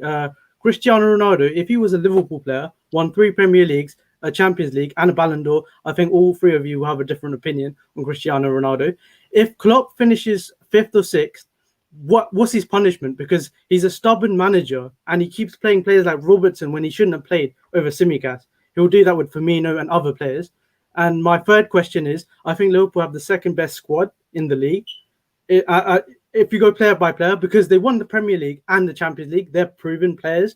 Only City is above Liverpool. Chelsea won the Champions League, but they haven't won the Premier League, so they're not proven like players per se. And my 2 facts are: if you're in in the sea, you know some of the sea creatures like octopus or squid. I think they're from space, from meteor. So technically, you got space things in the sea. So it's a double attack. And my and Cal, to defend you, Dragon Ball Z is very overrated, and so is Naruto. So whenever Drifty and Matt mention it, just tell you. No, I know for a fact it doesn't even make the top 20, top 50 of anime. So that's just a fact. What's your favorite anime? Sorry to cut you, Chainsaw. What's your favorite anime? What's your favorite anime? I go for different genres, so I won't say my favorite. No. Say your favorite, bro. I'm telling you this right now. You know, anime. No, simple question. No, Matt. Just tell me your favorite anime. Just tell me. Tell the people. I don't have that much time. Tell the people. I don't have that much time. But Matt, like you know the Jujutsu Kaisen and so forth. They're the better versions of Naruto, for example. And Dragon Ball Z is for kids. It's just full of filler. Same thing, repetitive, over and over again. Hold on. What did you Cal, don't worry, Cal. You're not missing out on anything, bro. I'm on your side, Cal. Don't worry. Chainsaw coming there, cutting up the place. I love it. Chainsaw, can I just ask quickly, what team do you support, bro? What team? I don't really support any clubs. I like all the big clubs. Oh, okay, so you're just a football fan. You're just a football fan, basically. Drifty, I think you're wrong with Cristiano, though. Pre 2014, he can dribble. And if he was a Liverpool player, I think your opinion will definitely like change. Yeah, we'll chop that up now. Thank you. Just quick question. Change leave him alone, Matt. Leave me alone. What's your favorite cartoon of all time? No, just what's your favorite cartoon? Not just cartoon of all time, not anime, cartoon of all time. Cartoon again, it depends. I guess regular show probably. Yeah, regular show. What's your favorite cartoon of all time? Cartoon. I said regular show for cartoon. Oh, I've never even heard of that. Never even heard of it, bro. I'm gonna be real. Well, maybe there you go. He might be a scholar when it comes to this cartoon and animating. You might have to exactly. I can smoke you any day. I'll smoke you next week. Don't worry. All right, in a bit. Big up all you guys. Big up, man. Big up, man. I definitely agree that there are aliens living amongst us. Sometimes they just crawl in your house in the middle of July or August. Yep, I've said it. 21 eyes and 8 legs. That's a fucking alien. Is that not an alien? No, it's a spider, bro. No, it's an alien, bro. Boy, I've got to be honest. He's right about what he says about Ronaldo. I mean, more so maybe for you, Drift, because you really despise him. Can't stand it, brother. Yeah, I rate Ronaldo, but I would put him even higher if he had played for Liverpool and got all his achievements. I'm not. You know what? If he played for Liverpool, then I'd probably give him a little bit more of a bly because that's just what you do when you have that affiliation. But you know what it is about Ronaldo? It's never really even the ability. I can't take a player who only cares about themselves. And Ronaldo can pretend all he wants he cares about other people. He doesn't. I've witnessed this guy not celebrate on countless occasions because it wasn't him who was involved in the goal. And for me, I just don't like that self-glorification that you can be a type of person who wants to be the best, Do you know what I mean? You can. I rate people like Jordan, LeBron, Zidane, all these people who wanted to be the best, but they weren't like only thinking of that. That came afterwards. For me, Ronaldo's the type of guy that if you said to him, Real Madrid, Man United, or Juventus, or any of the teams he's played for, win a treble, but you only get 4 goals and 2 assists, he'll be like, no, fuck that. What are you talking about? He don't give a shit about anything but his own personal glory. I don't like that. I don't like that. So for me, that's what my issue is with Ronaldo. Fair dues. Let's bring in our next caller. PR. Hi. How you doing, bro? What's going on, bro? Yeah. Big up. Yeah, I'm good. How are you? Not too bad. I haven't seen you in a while, man. How you doing? Yeah, I'm good, thanks. I'm the first time calling in. Bless you, bro. So I had a few questions. So first, who would you prefer in this team, Mane or Nani? Secondly, if it wasn't for problems off the field, who would be a better player between Balotelli or Sane? And thirdly, in a big game, in a final, who would you prefer to take, Drogba or Gerrard? Who's a big game player? Okay. So, what was your first question, bro? Who do you think is better, Mane or Nani? Okay, perfect. It's better Mane and Nani, you said? Yeah. Portuguese Nani, yeah. Okay. All right, bro, we'll chop that up now, bro. Big up for your debut on the channel as well, bro. Big up, man. Big up, PR, man. Soon, man. But take care, bro. Big up, bro. All right, I'll let you lot answer the Nani one because you know my answer. Oh, Mane for me over Nani. Oh yeah, Mane. That's easy, bro. Nani was good though. Nani was good. Not, you know what? But Nani was his own inconsistent, worst. Nani was his own worst enemy. Nani was inconsistent though as well. Nani was his own worst enemy. He could have been levels. He did have ability. He was a good footballer. Yeah, but Mane's body of work like outweighs Nani. Like Nani, don't get me wrong, is talented, but talent don't make you like we consider body of work. Mane's catalogue is crazy compared to Nani. Ballo or Sane. It's a bit of a difficult one though because Sane's career is not. But what he was saying is if you take aside all the madness that happened and they just fulfilled their potential. Then I know obviously Sane's still playing, I guess, which does make that a little. He's only like 24, 25. But I'll still go Balotelli. I think Balotelli is one of the saddest stories in terms of not fulfilling the potential of the 100%. Ability. Balotelli was just different. Bro, Balotelli's like his ability is. He made football look easy, even though he never tried. If you lot kind of understand what I mean. Sane's sick, yeah, but Ballo. He had everything to be one of the best strikers of this generation. This had everything, bro. Ballo was different, bro. I'm not. I told you lot already. He was the Black Ibrahimovic, man. No, I'm not going that far. No, but Ibrahimovic just obviously fulfilled his potential, and Balotelli did. No. Because I'll be real. As great as Ballo is on a technical level, Ibra's different. Technically, bro.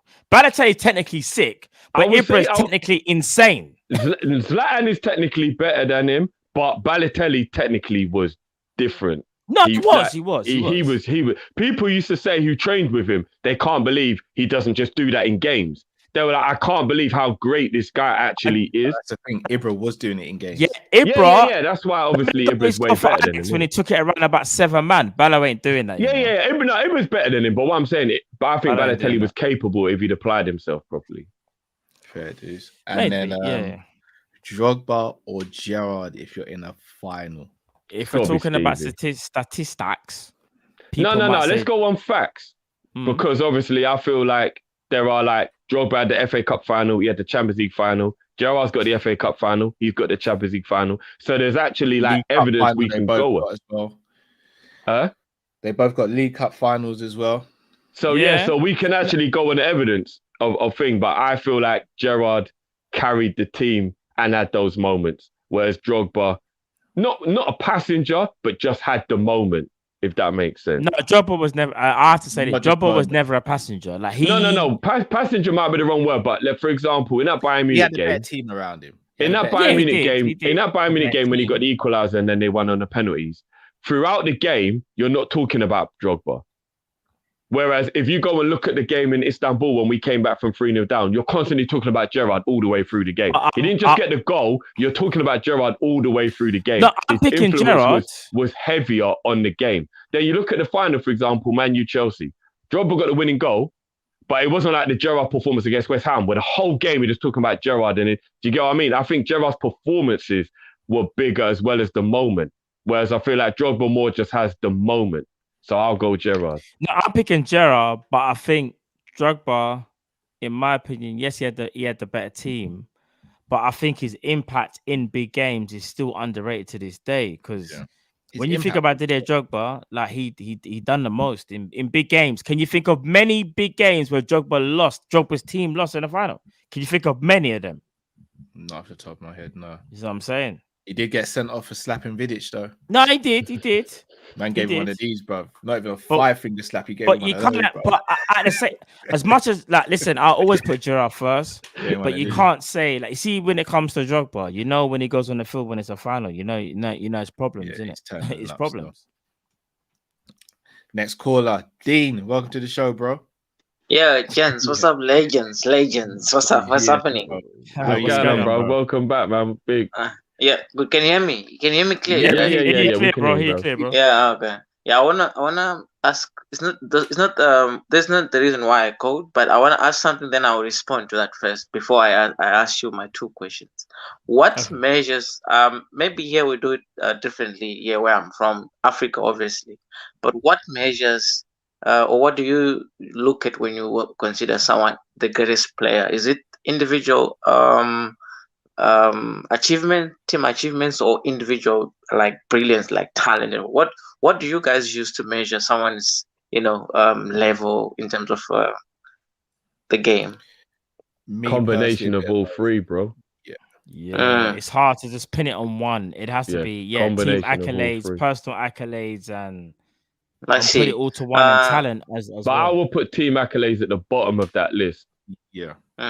Okay. The reason why I'm asking, because we consider Ronaldinho. We start with Ronaldinho, then Messi, and everyone, because he was amazing to watch. He had it all in abundance, man. The talent, the finishing, the skill, the vision, the souls. He was. It's one of those players where if he is in the pitch, you just enjoy each and every moment that he touches the ball. He does something completely different that you've never seen before. But I don't know if you guys don't actually think about he's a god. For me, he's on top of everybody before Messi and Cristiano and everyone else. That's in terms of gameplay. He was playful though off the pitch. That kind of affected his whole career because he was too into women. You know the story of women and stuff. Yeah. So I don't know if you're getting my point. Ronaldinho's goated though. Ronaldinho's goated. Yeah, 100%. Yeah. So coming to my the reason why I called. Yeah. Don't you guys think, because there's something that I noticed with our front three. Remember, people used to consider Mane, Firmino, and Salah like the best front three in the Premier League, right? And and people were when we're playing Mane, Firmino, Salah. Actually, team were actually scared to play when those three are playing in front. They were actually scared, and they like a chemistry. When one scores a goal, they used to celebrate together. They used to run. You'd see the first people used to celebrating the goal is Salah, Firmino, and Mane. But now it seems like the chemistry is no longer there. There's no that romance, that sentiment between those three. So I want you to tell me what you guys think, is happening behind the scenes. Maybe something we don't know. Also, my second question: don't you think that Tsimikas is becoming more of a threat to Robertson than just a backup? And also, Odeyemi, don't you think also if we sign him, I don't think we'll sign him because we're linked to every brilliant player on the planet. Yeah. But I don't think we'll sign him. If we sign him somehow miraculously, don't you think he's going to challenge both Salah and Mane because he can do it all as well? He's one to watch. So those are my three questions, guys. Brilliant questions, Dean. Brilliant. Big up, man. Big up, bro. Cheers, bro. See you later, brother. Take care, bro. Take care, bro. Let's start with the Simi one. I personally think Tsimikas is definitely challenging Robbo for that left back position. Yeah. Love it. No, I this agree, is what Cal. I want. Yeah, but that's what agree. we I asked love for. it. We asked for a squad. We don't want just the first 11. Yeah. Simicast, we've been Love saying we need someone to challenge Robbo. Because remember, we kept on saying about any player that we have right now, whenever we were linked with him back in the day, the first question people ask is, oh, but he's not getting in over such and such. He's not getting in. And we're like, no, but that's not the case, though. We want them to challenge. Yeah. Challenge my man. Remember, a 6 Simicast makes Robbo better. Even better. This is what I'm saying. Like, people Iron sleep sharpens on. iron. Bro, this is what I'm saying. People Can't sleep on sharpen that. iron with sponge, can you? You can't do Facts. it. It's impossible. The front three chemistry. What do you think that could be down to? I feel like they've just been figured out a little bit. Yeah, not even necessarily figured out, guys. I just think eventually people will learn how you play, and like it's just a little bit more difficult to execute what you do, and then things happen in your personal life, and things happen. You know what I mean? Like I still see, like, I was really, really happy the other day. I can't remember which game it was. It might have been the Norwich game. Which game? Yeah, it was Norwich when Firmino came off the bench to score, wasn't it? It was the Norwich game, wasn't it? Yeah. I remember there was a moment where Bobby went to Mo and they were hugging, and then they both turned around and Mane ran over, and then they all just hugged each other. And I just thought, there ain't really an issue here, you know? I think people are just looking into this. There's no issue. Chemistry of them playing though isn't the same as it was before. Yeah, no, it's not. But you know what? And again, I know that we always say age doesn't have anything to do with things in general, and it doesn't. But we got to be honest. There are still peaks and there are still things. And remember, them men were young and vibrant. So I know they're still young enough to still bat it up. But when we're talking about peak Firmino, Mane, and Salah, they were 25, 26. There's gonna be more youth, is more oomph, more everything about you at a time. And now they're growing up and getting more mature. I think things are just going to change your personality. Firmino don't do weird hairstyles anymore and all like Salah's still in his peak for me though.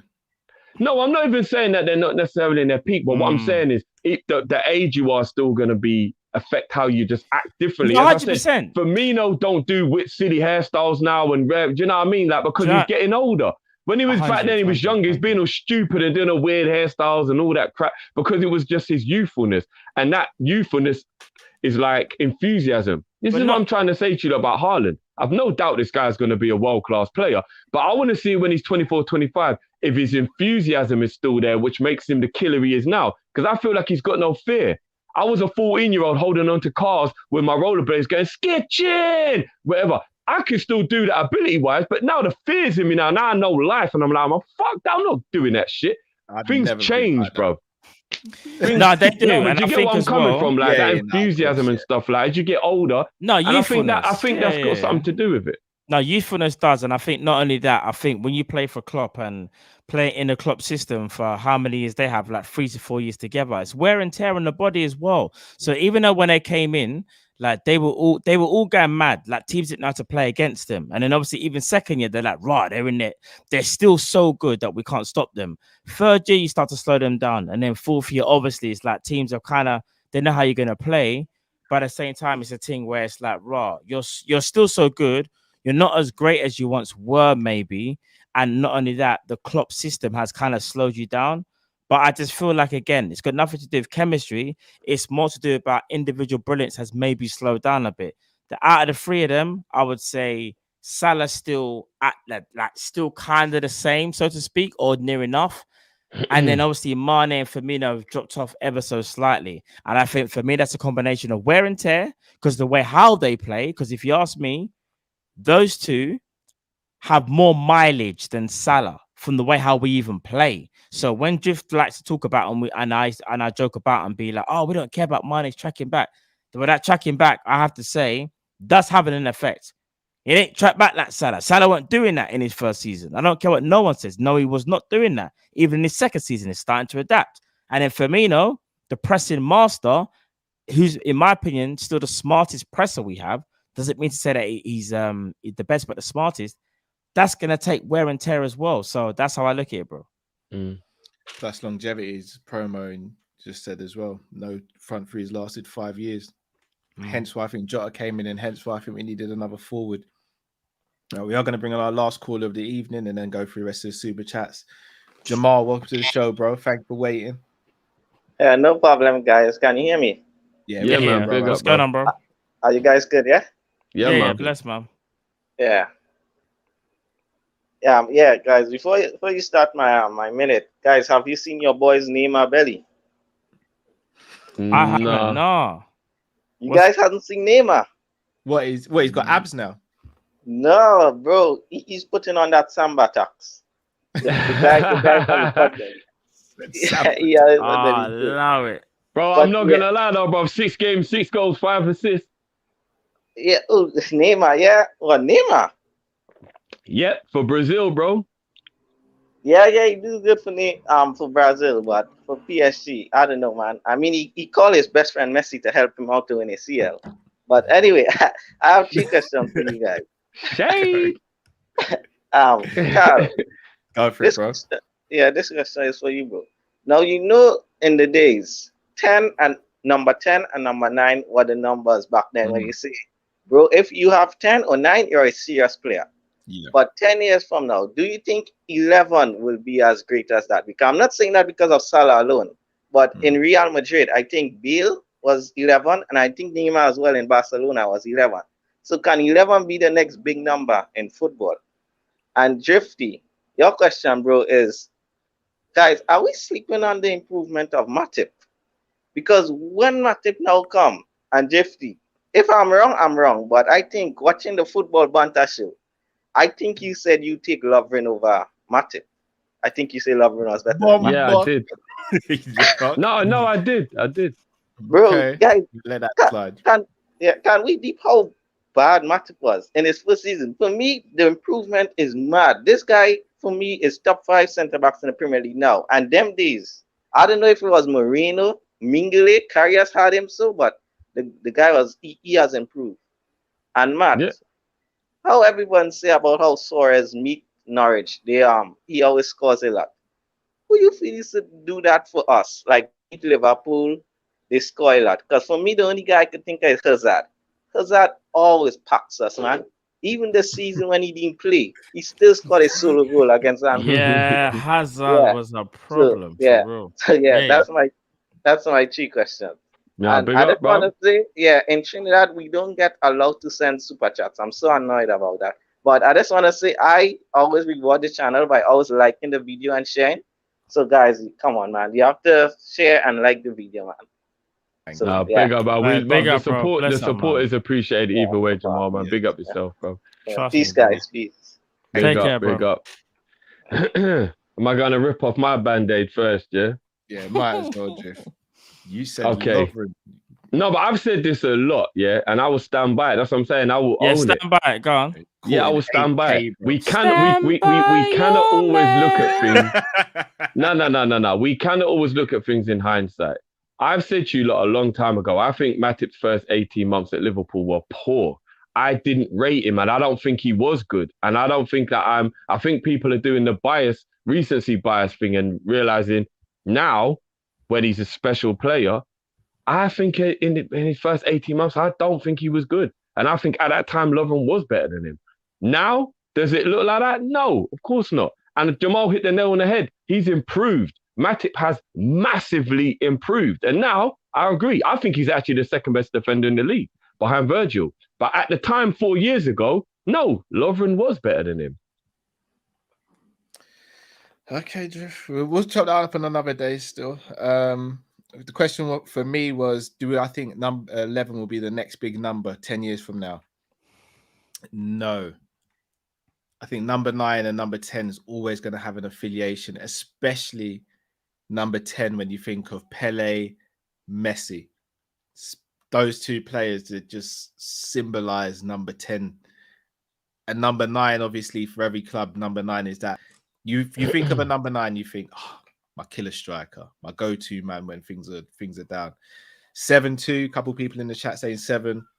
I think number 11 will probably be the 4th or 5th number that is most cherished, but I think 7, 8, 9, and 10 will always be above. 11's a big number, though. It is, but is it bigger than 7, 8, 9, or 10, Drift? I think it's bigger than 8. I think you're thinking of Gerrard. You take Maybe Gerrard out of it, and it's bigger than 8. Well, 9. Dare I say it? Lampard at Chelsea. It's not just us. Yeah. Number 9 is the only number I think that will never be better than 10 as well. I don't think it'd be better than 10. Gallas wore 10. I mean, yeah, but so did Bergkamp. Gotcha! I see what you did there. Got him. Got him. I see what you did there. Who always packed us in, Matt, when they played against us? I'm not gonna lie, there's a few. He plays in blue. All right, there's a few. He plays in blue. No. There's a few, bro. So there's Henry. Yeah, used to pack us. Drogba used to give us problems. Do you know another one who's still playing right now that people might ever sleep on? Jamie Vardy. Vardy. He's the one, bro. He's the one. one. Jamie Vardy. So Vardy, Drogba, Henry. I'm not gonna lie, used to give us bare problems, and even Vardy to this day. Vardy still causes us problems, bro. It's actually mad. Them three there, boy. All right, let me get through the super chat. Aguero at the Etihad, that's a shout. Yeah, but the thing is, Aguero couldn't do it at Anfield. Yeah. No, so but he always did it at the Etihad, so you kind of got. But he never scored at Anfield. I can't rate that. All those years and never scored at Anfield. That's mad. Can't rate that. Jovetic. Oh my good. But even pre-season. No, I'm not. Yeah, fuck that guy. I can't stand him, used to score against us. Yep. He even scored against us in Fiorentina Champions League. Yeah. Do you know what? Rooney's got a few against us as well, you know. Rooney's got a few against us. I can't even learn. All right. Mr. Dare I Say It Drift says Chiesa and Vlahovic for Mane and Bobby if you had to. No. What's that? Chiesa and Vlahovic for who? Mane and Bobby if you had to. No.